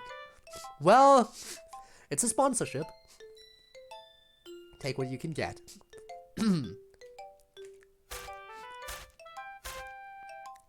Yuri starts consuming the fish savagely, tearing off pieces with her bare teeth, bones and all until it's gone. It is done. Oh, you should hit a number on that fish. That's what I like to call a pro gamer move. Pog. It was actually kind of romantic, but don't think I'm impressed or anything. Even though it was really sweet how brutally you murdered something because you thought it threatened me, that doesn't mean I need you to do anything romantic for me, dummy. Because maybe I just want you to, even if I didn't need it. Just purely hypothetically, not really. Unless... Oh my god! You're confusing the yandere! Natsuki, stop, you're really confusing the yandere right now, and I'm not sure that's a game you want to play. I think a yandere is the last love interest you'd want to confuse. Oh, I must confess to yours, love, that awful late thy personal tendencies have grown even more complex and stochastic, but that is as well, for it only excavates further those wondrous depths of your being, of which I so adore the peregrination. Yes, definitely. In any event, in consuming that fish, which was so corrupted by its mad obsession with you, I have assimilated its essence, and thus I too have become corrupted by you. Like my defeated rival, I too am compelled to stare at you, as though some outside force commands my impoverished will. Soon, very soon, I will lack all responsibility for my actions with regard to you. We should leave here forthwith. Okay, the music too. Yandere confused, this is stupid. Confusing a yandere leads to death. Yup. Pog? Oh, yes, I assure you, it is the height of poggery. Alright, but before we go, make sure you go to Billy Jim's House of Steaks and Shrimps, Whether you go by yourself for a date or bring the whole family, Belly Jim's is a great time for all occasions. Mouth-watering delicious steak and seafood cooked to perfection. And for limited time only, try the Turbo Tater Super Loaded Baked Potato, only $3.99. So stop on by and join us at Belly Jim's House of Steaks and Shrimps. I worry that your sponsorship deals are starting to take away somewhat from our time together. Yeah, I guess it kind of is. But how is it our achievement? I've actually been making a good bit of money off of these. So it's for a good cause. Pretty soon I think we'll have enough for an actual house. And we can live together. Hog. It sure is, Yuri. It sure is. Oh, that was God, that was horrifying. People really are more than just caricatures of themselves at their most extreme, aren't they?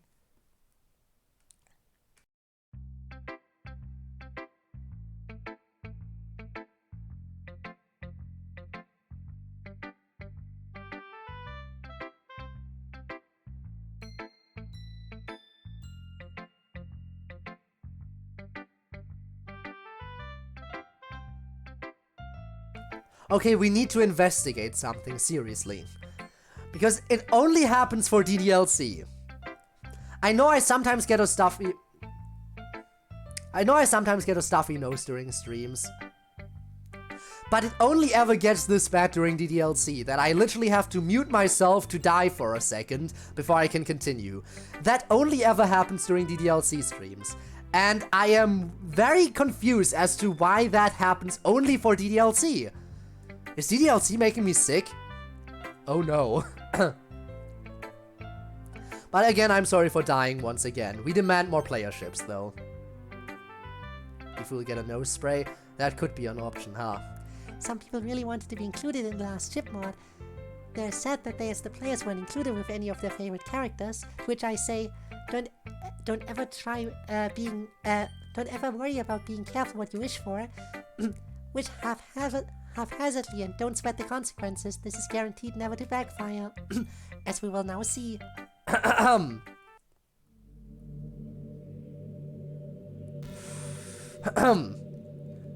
there you are. I've been waiting for you. Who is it? There you are, I've been waiting for you for such a long time. All this time spent around each other, never acknowledging each other. But that's okay. I understand.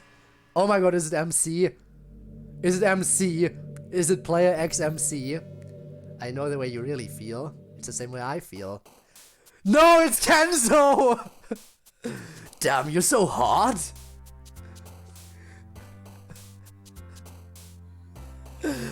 Wow! Like for real. I thought it's the literature club, so I should make that sound better. Like if I had to compare you and like the sun, I'd say you're both like really, really super hot. Kinda used up all my good topics already. So, do you like cars? My friends and I are rebuilding one out in the yard of my buddy Ryan. He's kind of a knucklehead, but he's cool like it.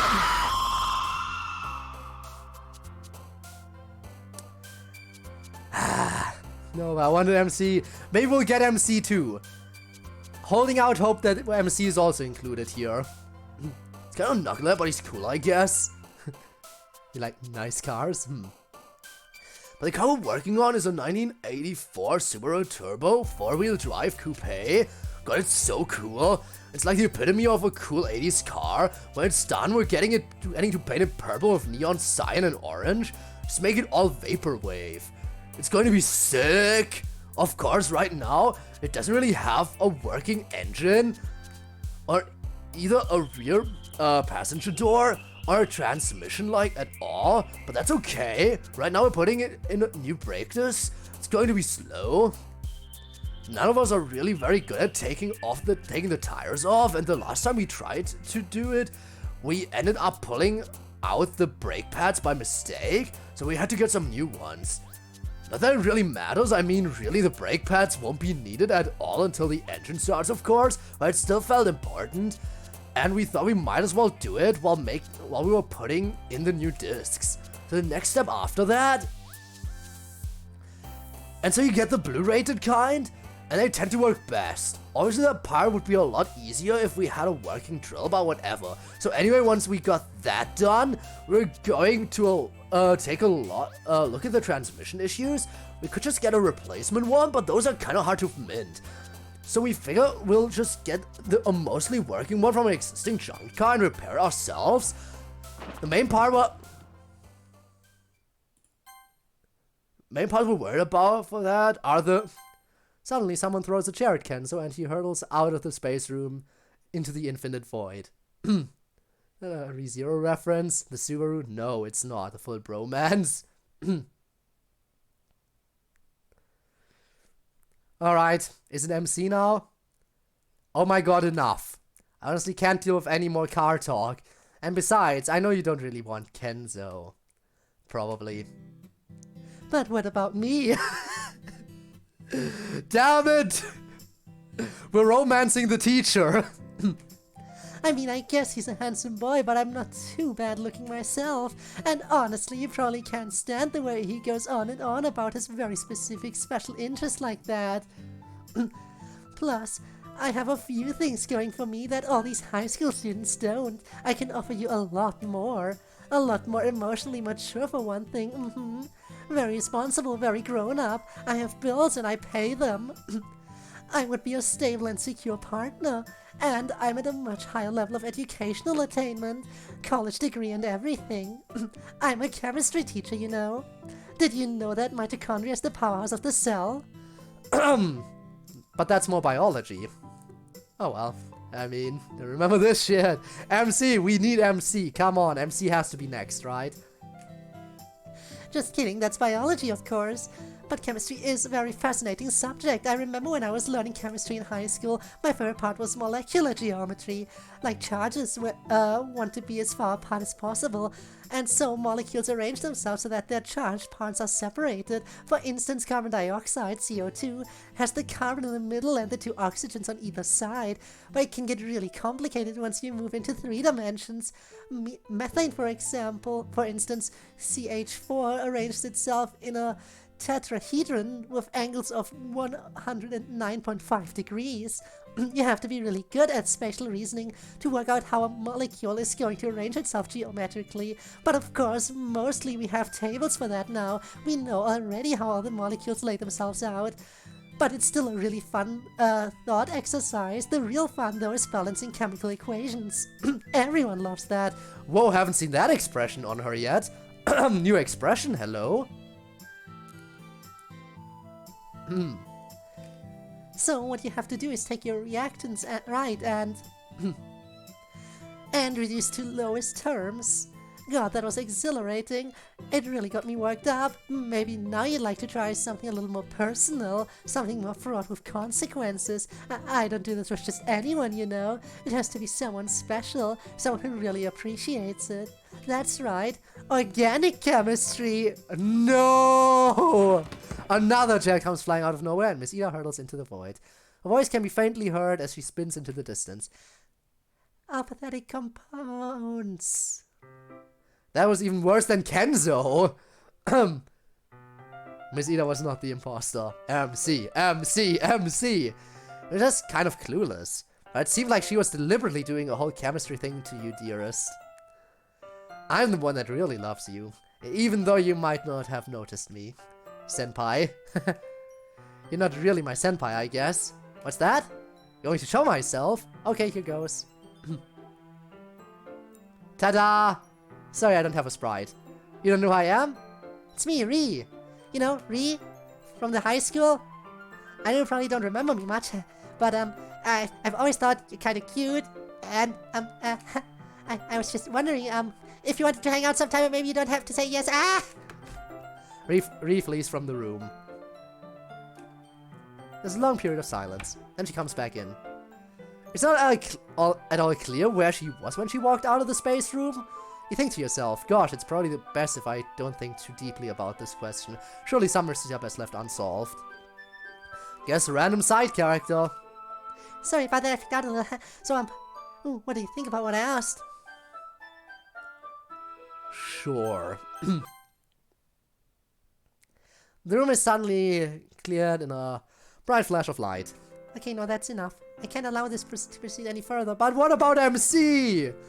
what a disaster. This is Doki Doki Literature Club, not Doki Doki Supporting Characters Club. I take it you learned your lesson. I get that you might be interested in ships that involve you, the player, but I'm all the ship you'll ever need. I'll just take you back to the menu, assuming you're not done yet. Oh, we're done. Well, that's finally it. I've no idea how you made it to the end without vomiting, unless you did, in which case, sorry. Well, I did die in the middle of it. I'll send you back to the actual mod you're supposed to be playing in the first place now. You know, the real one. The canon one, whatever that means. Listen, be a sweetie and please tell the regular Monica not to ever make another mod like this again, won't you? Thank you and adieu. Wow. Monica, understand that when I say this, I mean in the best possible way, that was the worst mod any of us have ever made. Why, thank you. Oh no, it still says N1! What's funny? Nothing, just a little game joke I made. Anyway, thank you, MC. I understand what you mean perfectly. Good, I was afraid you might take it as insulting. Not at all, quite the opposite. I know you wanted to make it kind of cringy, but parts of it ended up being really cute. I thought the one where you all lived together was really sweet. And I thought the one with just a pair of people was very sweet also. But I did think the one with Kenzo, Miss Ida, and Ri was a little creepy. That was also my opinion on that part. Although I enjoyed it a lot. Glad to hear it. Natsuki and Yuri, what about you guys? Did you have any favorite parts? I thought the one with all the Monicas pretty hilarious. The Sayori one was my favorite. It was paradoxically quite wholesome. I can't quite say I was the biggest fan of the one with Natsuki and Aya's extreme parodies of ourselves, although I was very amused by Natsuki's constant salesmanship in that one. Glad you enjoyed some of it. Well, we finished that a little early, so I guess we just wait for Miss Ida now. Feel free to do whatever until she shows up. Hi, for Literature Club, I wonder what kinds of any hijinks the kids are up to today. Hi, everyone. Monica gets up from her computer where she had been typing. Hi, Miss Ida. Miss Ida scans the room. Natsuki and Yuri are in their usual spots, reading their favorite media. So Yuri and MC are quietly showing each other the poems they wrote for the week. You guys are being very literary today. Literally every day. Oh, of course. What about you, Monica? What are you working on there? Oh, that. A completely unrelated coding project.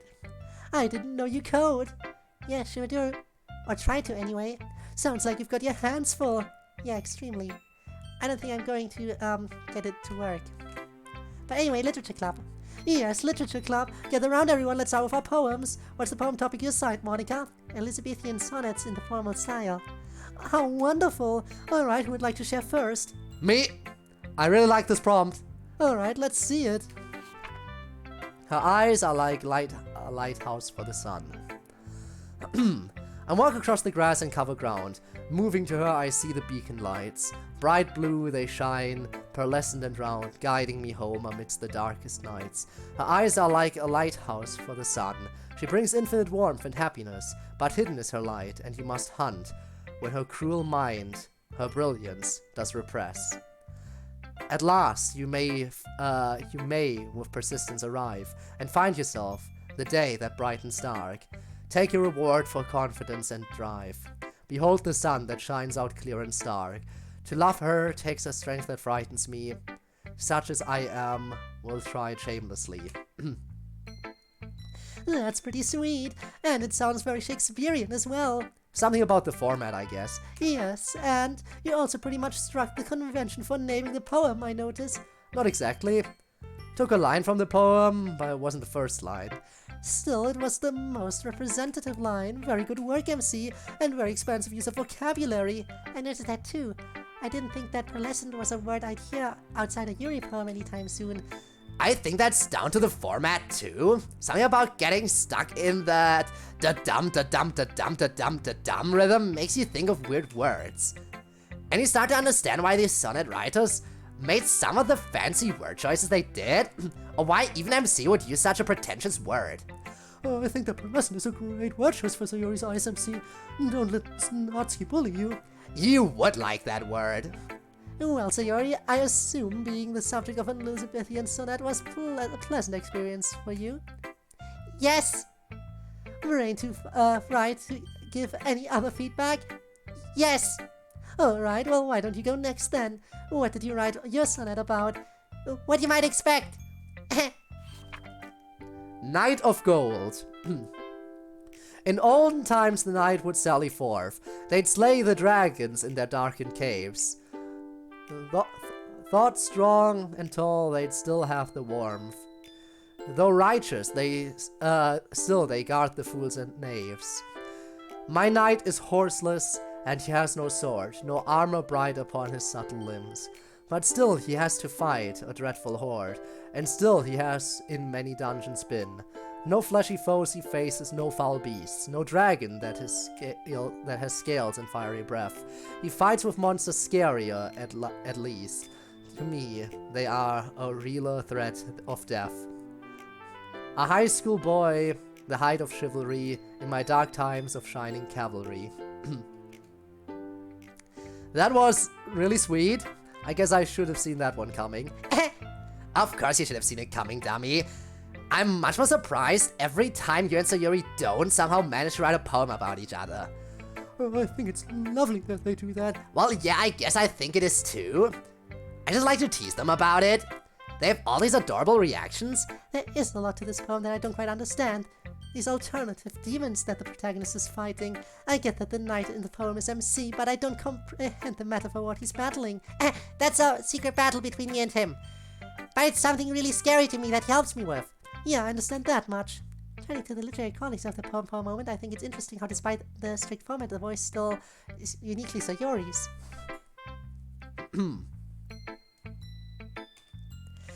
The fairy tale framing the device is very much in her style, and her use of enthusiastic scene-setting exclamatory lines. And her thirsty MC lines about his subtle limbs. Okay, that's enough about my poem. Who wants to go next? I'll save you from your embarrassment, Sayo.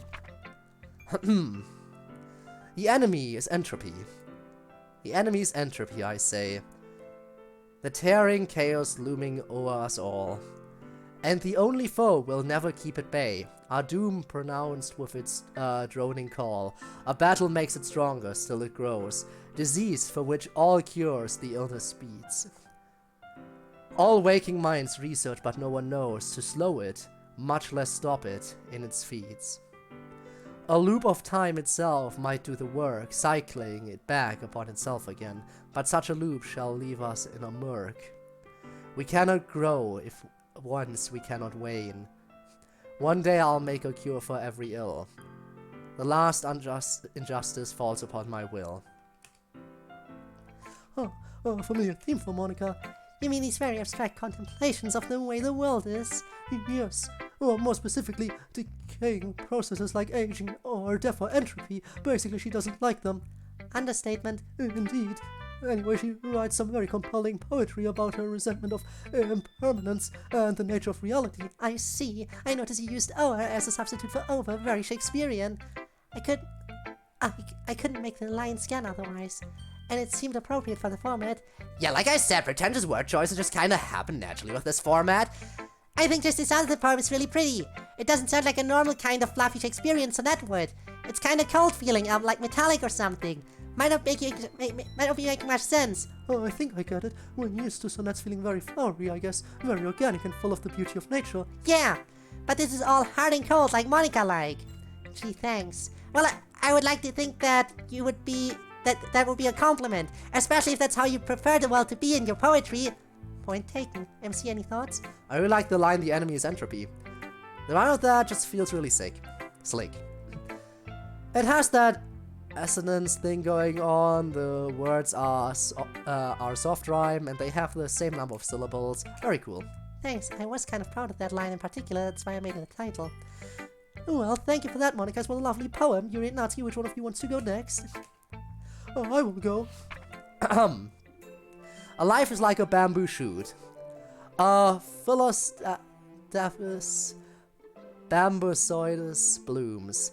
It happens only once per 8 years, and every bamboo bloom foretells its doom.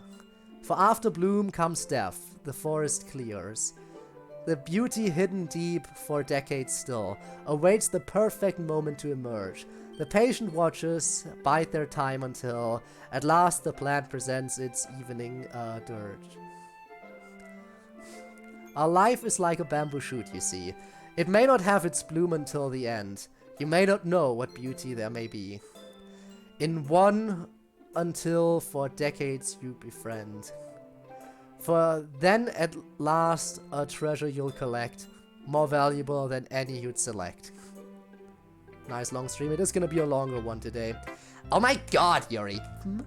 Your poem literally starts with a Latin name for a plant? What's wrong with that? Oh, you know, you're just, a pretty unbearable nerd sometimes. Like, who does that? Oh, I do. Yeah, I guess you do. That's all I've got. Someone else tell her something? Is the poem saying people only have their best moments just before they die? I don't think that's it. I think it's more like people have their best selves or the best stuff inside them. And they might not show that to you for a long time, and only with a lot of patience on your part. It might not be so long that it's right before they die, like the bamboo shoot, but it will still be a very long time. So, just the same as with the bamboo shoot, you have to be patient. Ah, that makes sense. Lots of Yuri vocabulary in this one too. Rhyming emerge with dirt, for instance, very Yuri. And we were saying that this format made everyone want to try exotic words, right? What's different about Yuri's poem? Well, it's something about the kind of words she chose, like take emerge and dirt. That isn't exactly flowery, frilled language you'd expect to see in Shakespearean sonnet. Words themselves aren't too fancy, they're just a little odd sounding for in a poem like this, and they carry the sense of profundity and maybe even a little trace of horror or rejuvenation. Emerge is kind of a word that implies an ominous or foreboding change, and dirge is downright mournful, which means that the poem gets this kind of serious gravitas to it, and that's what makes it very Yuri. I see. Well, shall we see what makes a Bonatsky poem? Guess so. If I were a shark. A shark has got to move ahead to live. Cannot breathe without continued swim. I'm envious, for what would I not give? For a reason to keep going that's so grim. Without it, I feel listless and afraid. And standing still has most appeal of all. And daring not the sun, I stay in shade. I know what I must face, but I have no gall. But if I were a shark, I'd have no choice. There's nothing for it but to move along. I'd scream and cry in peace, for there's no voice that carries through the ocean, miles long. But I'm not a shark, I'm just a girl, stuck coping with this awful shitty world. There you have Nazi vocabulary, swears in Shakespearean sonnet. I say this with complete sincerity. It's a bold and wonderful style choice. Thanks? Oh, of course. Miss Ida? Yes. I'm not in trouble, am I? For using foul language in the poem? Goodness, Natsuki, no, it's literary swearing, and that's just fine. You're not being rude or disrespectful or something to something or someone with it. It's entirely appropriate swearing. Plus, gosh, even if it wasn't, I'm not that kind of teacher. That's true. You're way cooler. Is this about how hard it is to deal with your feelings about your sister? Maybe I'd like to keep it secret? Who am I kidding? Yeah, it's about that. I could tell. It's that feeling of wishing that you were at least easier to cope, even if you can't make the pain go away. Yeah. And if you were a shark, you just have to focus on swimming ahead? Yeah, basically. Makes sense.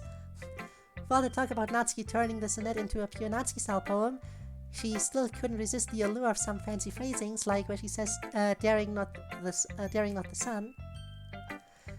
Yes, even I was not immune to the pretentiousness infection of this poem format.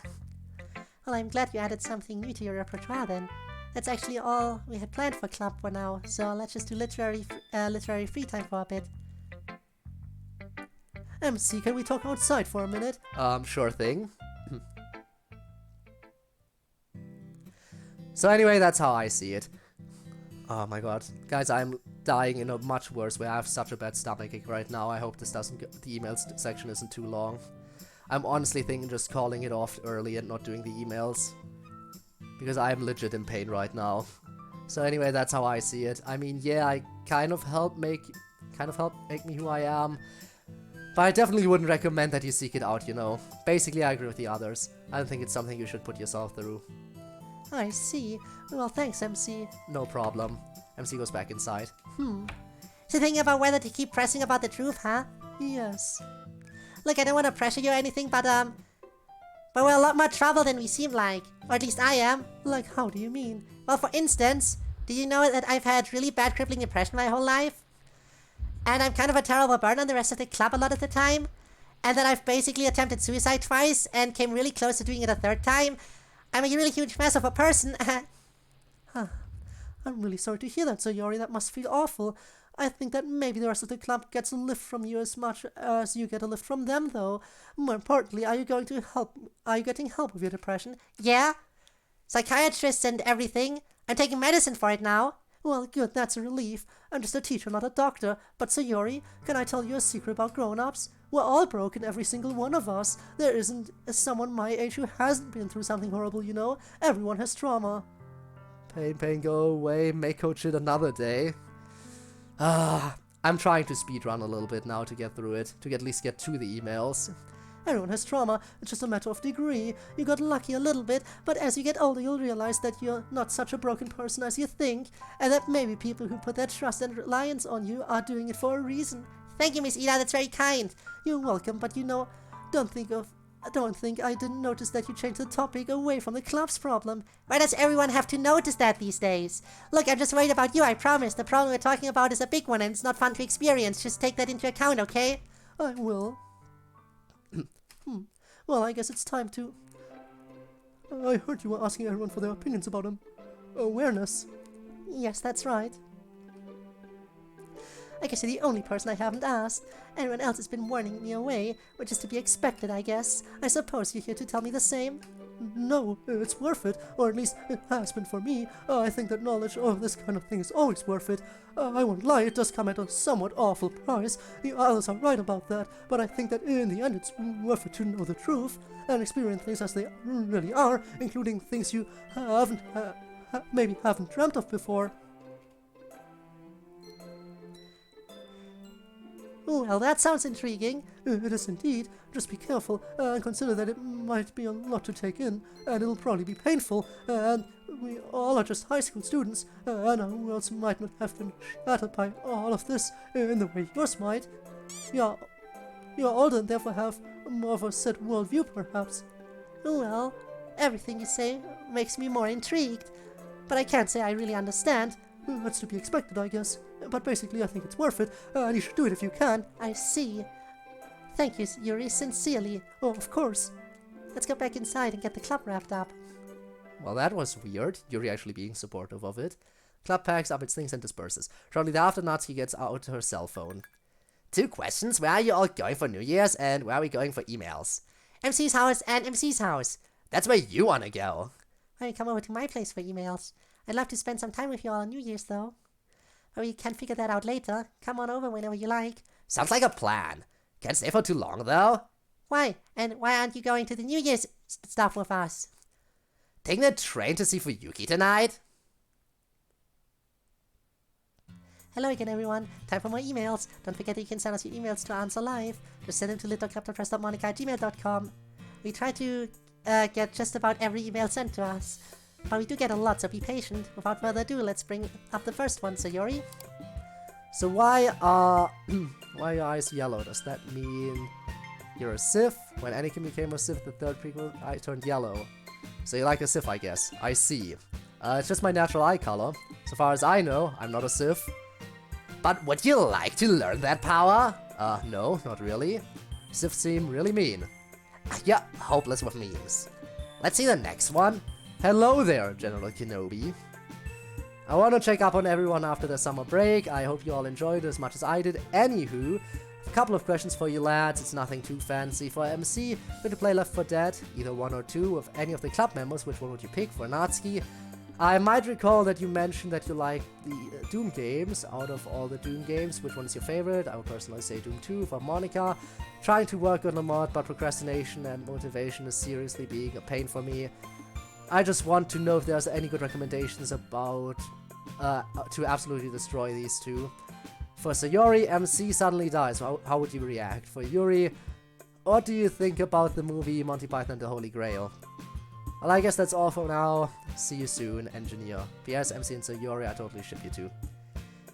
2 in a row for you, MC. Depends on why I'm playing. If it's to have fun, then I play with Sayori. Probably get really giggly and we'd have to get back for each other all the time. Doki Doki Literature Club indeed is Doki Doki Literature Club, but you arrived kind of towards the end, and I am kind of in pain right now. Severe stomach ache, so excuse me if I'm rushing a little bit right now.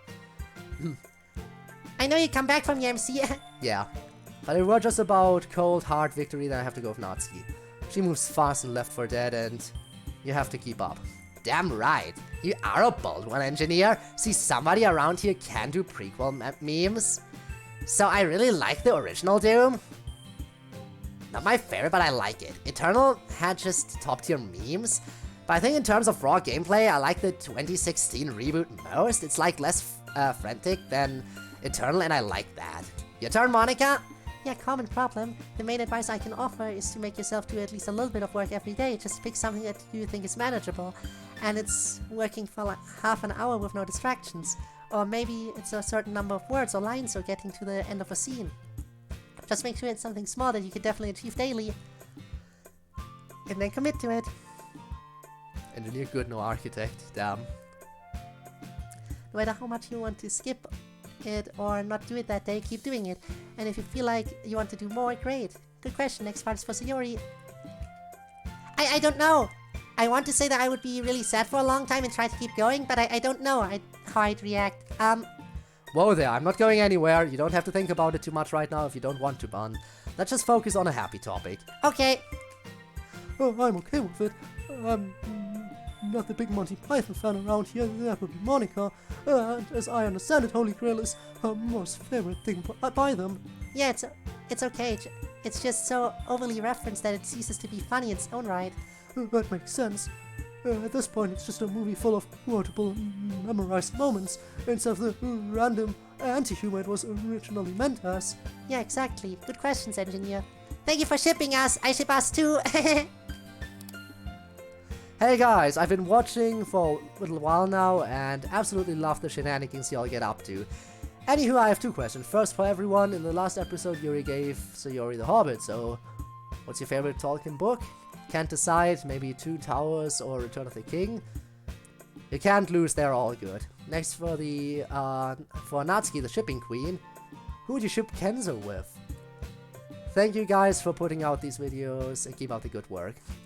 Oh, a Tolkien question, excellent. I of course love the Silmarillion. I adore its rich grand history. He put so much thought into everything, it's amazing. So far all I've read is The Hobbit. But it was amazing, I really liked it. So I think I'll read some more. I actually like Fellowship of the Ring best. The way it ramps up from small individual story to grand epic is very impressive, and I love the way it slowly develops the characters. Until the end, you barely notice that they're becoming these epic heroes. My favorite is Return of the King. I just like the grandeur of it. Kind of like what Yuri was saying. But with the characters I already know and love, I guess. What about you, Natsuki? Oh, I've never read them. I've just seen the movies. You haven't read any of them? You can, but... Later, Yuri, later. I think you broke her, Natsuki. Oh shit. She broken. Anyway, finishing out with the second part of this question. By the way, I didn't read any of them either. So I would break Yuri as well. Kenzo is a tough call. He's not as shit. He's hot as shit. But you'd have to have the right personality for him. I'd say Tomari, but you probably have no idea who that is. Honestly, out of all of us, Sayori probably is the best fit, but I sure as hell don't ship them. Hope that answers your question. Hi, for everyone. I hope everyone is doing okay on your side. It's been a while since Monica's birthday. I hope it was a great day, by the way. Quick question. What tips can you give to a beginner in poetry? I started this year and it's kind of hard sometimes. Stay safe in there. You guys are really important to a lot of people, and you are really important to me. I wish I could find a more easy way to communicate than mail, but that's already better than me or other players just watching. For Natsuki, so I know that's a sensible subject, so keep in mind that what I'm saying is just something that you can consider. But do you consider using electronic cigarette? From what I know, you can choose the nicotine quantity to none and the flavor. And I do not reject other thing that water's vapor and the perfume. Okay, this is getting really confusing to read right now. It's hard. I know what they're trying to say, but it's really hard to read. So if you do consider to stop smoking can be an alternative, I apologize for any syntax error and the like. English is not my native language. That would explain it. I give some time to read this. Poetry advice. I would say that the best tip for developing your own voice is to read a lot of poetry to start. That will give you an idea of what's possible and what kind of things you like and dislike. Like, think to yourself, even here in the literature in the little club, do you like some of our poems more than others? And if so, why is that? What is it that makes you enjoy a poem? And hopefully, that will help you develop your own voice. What do you guys think? I think it's important to write about things you know or feel yourself. Like, even if the poem is about something you've never seen or experienced, the poem won't be any good unless you tie it to something you do know very well. I guess that's why all my poems ultimately come back to stuff I've been through or feel like. I wouldn't know how to make it good otherwise. Ask yourself the question, why am I writing poetry? I write it to make a point. So all my poetry is structured so that the point is very clear. So I guess write it so that you can accomplish whatever you set out to do in the first place. I guess that's not very clear. You probably expect me to talk about vocabulary, but really I think that for someone starting out, form is important. Reading up on things like meter and rhyming schemes, and when you first starting out, try to pay close attention to those. Help you understand what sounds good in a poem. I won't actually really use those anymore, but I still recommend that you start out learning them. I don't really have a lot of useful advice compared to the girls. They're really brilliant and I'm not. But let me give you one tip that's helped me a lot. If you're trying to rhyme, and a lot of the times hard rhymes sound bad. Trying to rhyme, a lot of the times hard rhymes sound bad. Like try and pry, for instance. It sounds like you're trying too hard to rhyme, and it sounds kind of like a little kid rhyme. Instead, you want to use soft rhymes, like maybe try and guy. Or even looser, like soft and coast. Those make your poem sound a little more sophisticated. Good tips, Natsuki. Natsuki, you want to answer the second part? I don't really think it'll make it easier on myself to smoke. Really, I should just quit rather than do a safer kind of smoking, you know? So I think I'll just keep on with the awful actual 6 and as an incentive to quit. Alright then. Oh, sorry, that's Monica. Alright then, thanks for emailing us, Croissant-sama. Bientôt. Ooh, Doki Doki Mods. It is Doki Doki Mods. Also, welcome to the stream, Dan Silver Knight. How are you doing? I am kind of close to wrapping this up. We are on the emails, which is the last part of this episode. So, but don't worry, there will be more to this mod in another stream. Next question. Ooh, but we are getting some long emails for them to answer. But yeah, this mod, which is Doki Doki Club Meetings, every episode ends with the club answering emails. And we are already on the email answering section, so yeah. First part is for Natsuki. Alright, let me read that real quick. Natsuki. Ooh, also thank you so much for the follow, I appreciate it, I really do. I really, really do. Next week we will finish the final 2 episodes of Season 2, and then after that, we will jump into the bonus content of Season 2, that's gonna be fun. Alright, Natsuki, if you had the choice to permanently change your hair color, would you? What color would you want your hair to be? Yuri, how many numbers of pi can you name off the top of your head? Don't flex too much on us now, lol. MC, I watched Dr. Stone a few months ago, and it was my favorite anime from this year. Thoughts on Dr. Stone? Did you watch it? This one can be for Natsuki as well if she's interested. I know she's a super weeb. Monica number 1. What would you major in college if you were ever to go? Sayori, name 3 things that you recently started doing with MC that you've loved to do. Monica and Yuri, I heard you ladies like French toast. If you guys ever make it to the real world, if we ever have the chance to meet, I'd love to make you guys some. I normally don't like boasting, but I got to admit, I make some banger French toast. I actually would challenge Natsuki to a baking contest sometime, but I'd feel like she'd destroy me. All. I had an interesting thought for future activities. Thought I'd run it down to see your opinions. What do you guys think of asking the viewers a question and we answer them via email? Like what we've been doing already, but in reverse order. Only do it a few times through the year because of the amount of potential people answering question ideas, thoughts? Just to spice things up a little bit. Thanks everyone for taking the time to answer more questions for me. Sincerely, Connor FF. Also, Sayori and MC, keep up the great work of your relationship. You guys are cute. Also, Natsuki, fun fact, you're a weeb. Also, Monica, love you, be happy. Response for Natsuki. I wouldn't want to change my hair. My pink hair is awesome as it is, thank you. If I had to do it though, I don't know, something cool. Maybe blue or green. I like Dr. Stone pretty well. It was fun, cool premise, big time shonen anime energy, which can be very good. What did you think, MC? Loved it. Watched it all the way through. Favorite anime of the year. Can't wait until we get more. And there you have it. Yuri, digits of pi? 3.141592653. That's it. Not bad.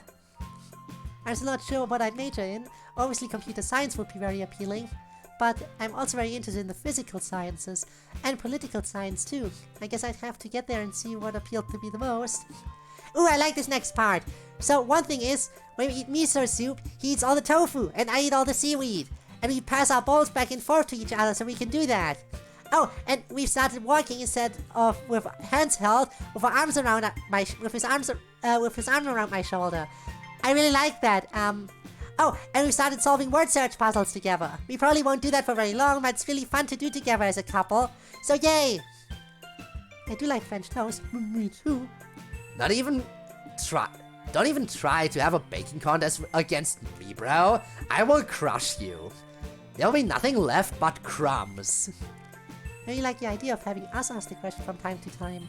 I don't really know how to coordinate it much, I guess.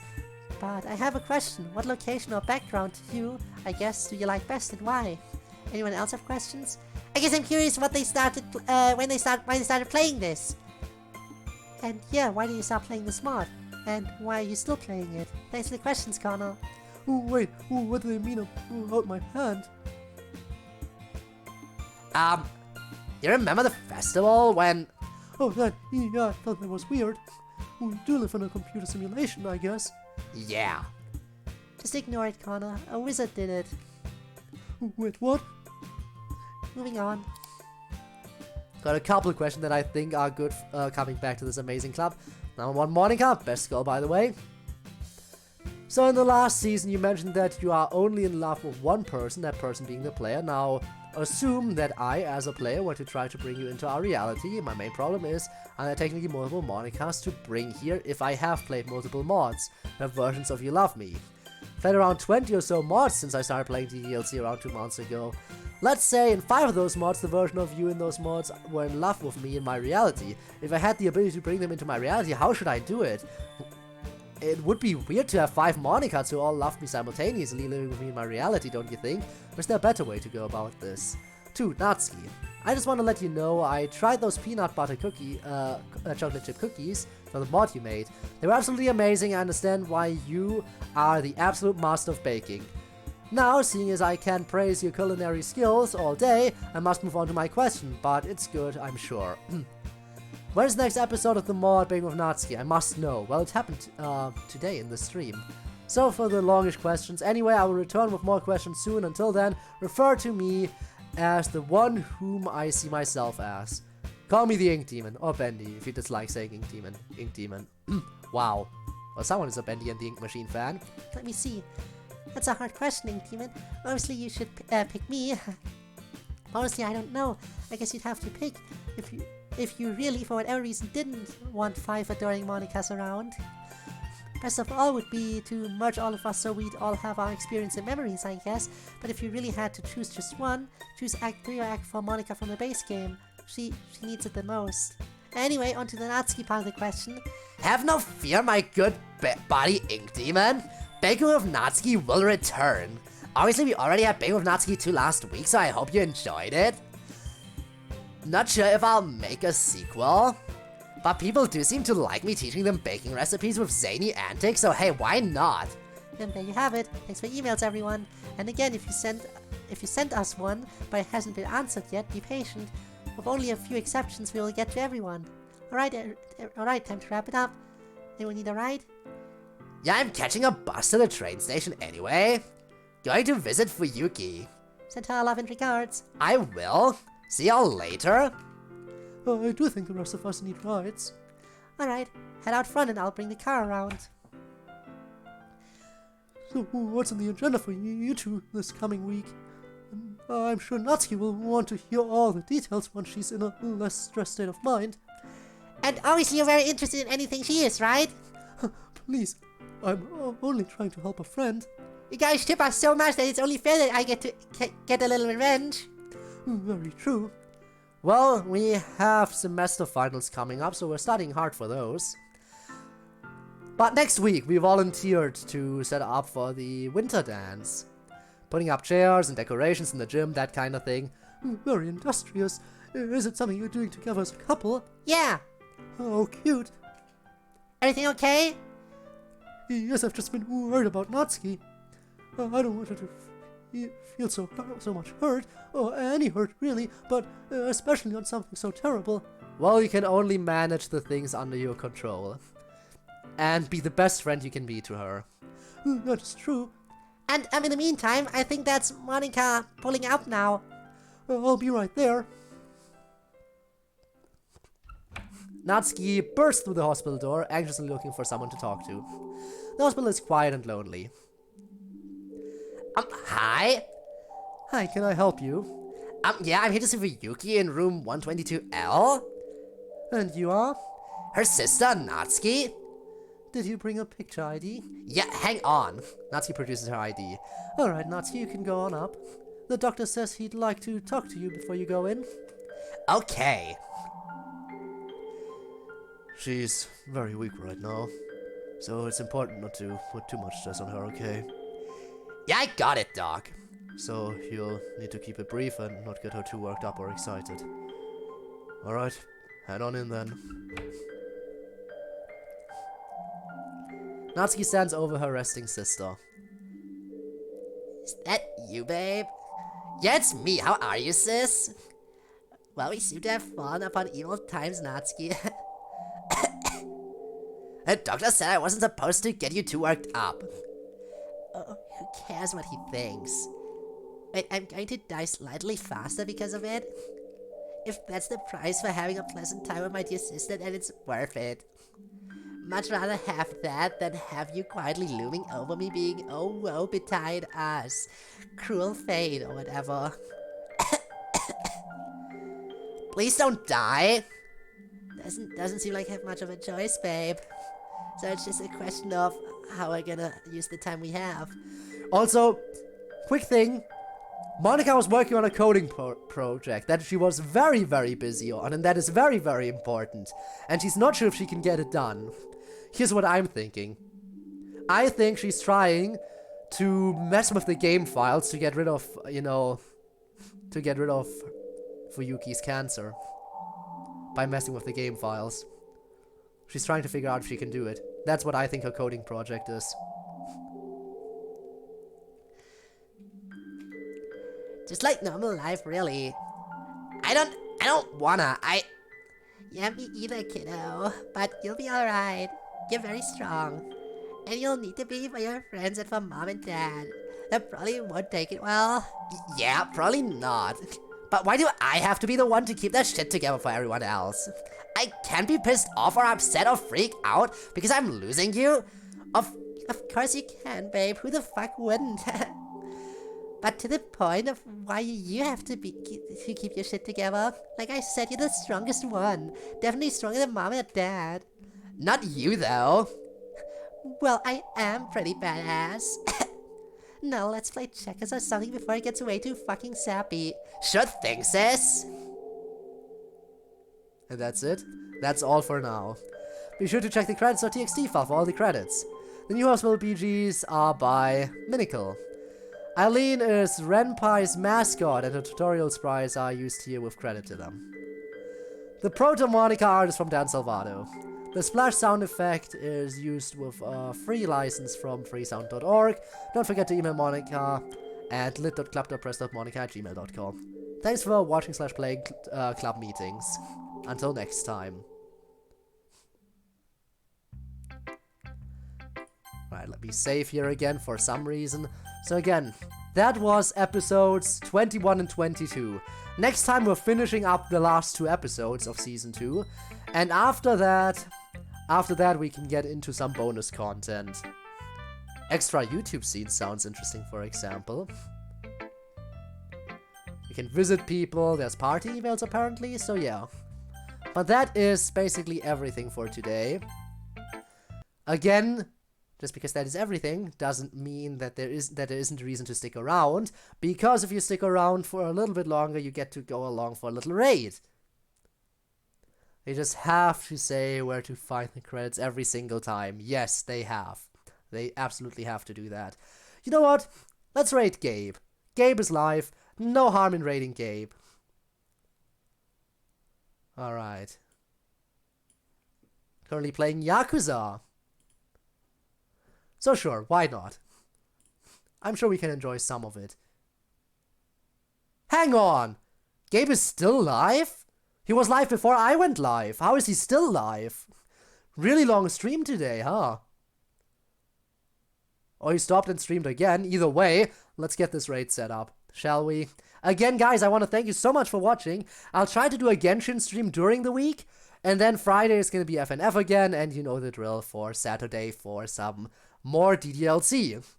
As always, thank you so much for watching. I hope to see you around in the future. And yeah, until next time, everyone, goodbye, and I hope you don't mind me dying. Also, thank you to all of those of you who are watching this VOD. Your support is also really appreciated. I'd appreciate it if you would be able to stick around live in the future, but no pressure. Until then, though, until next time, bye.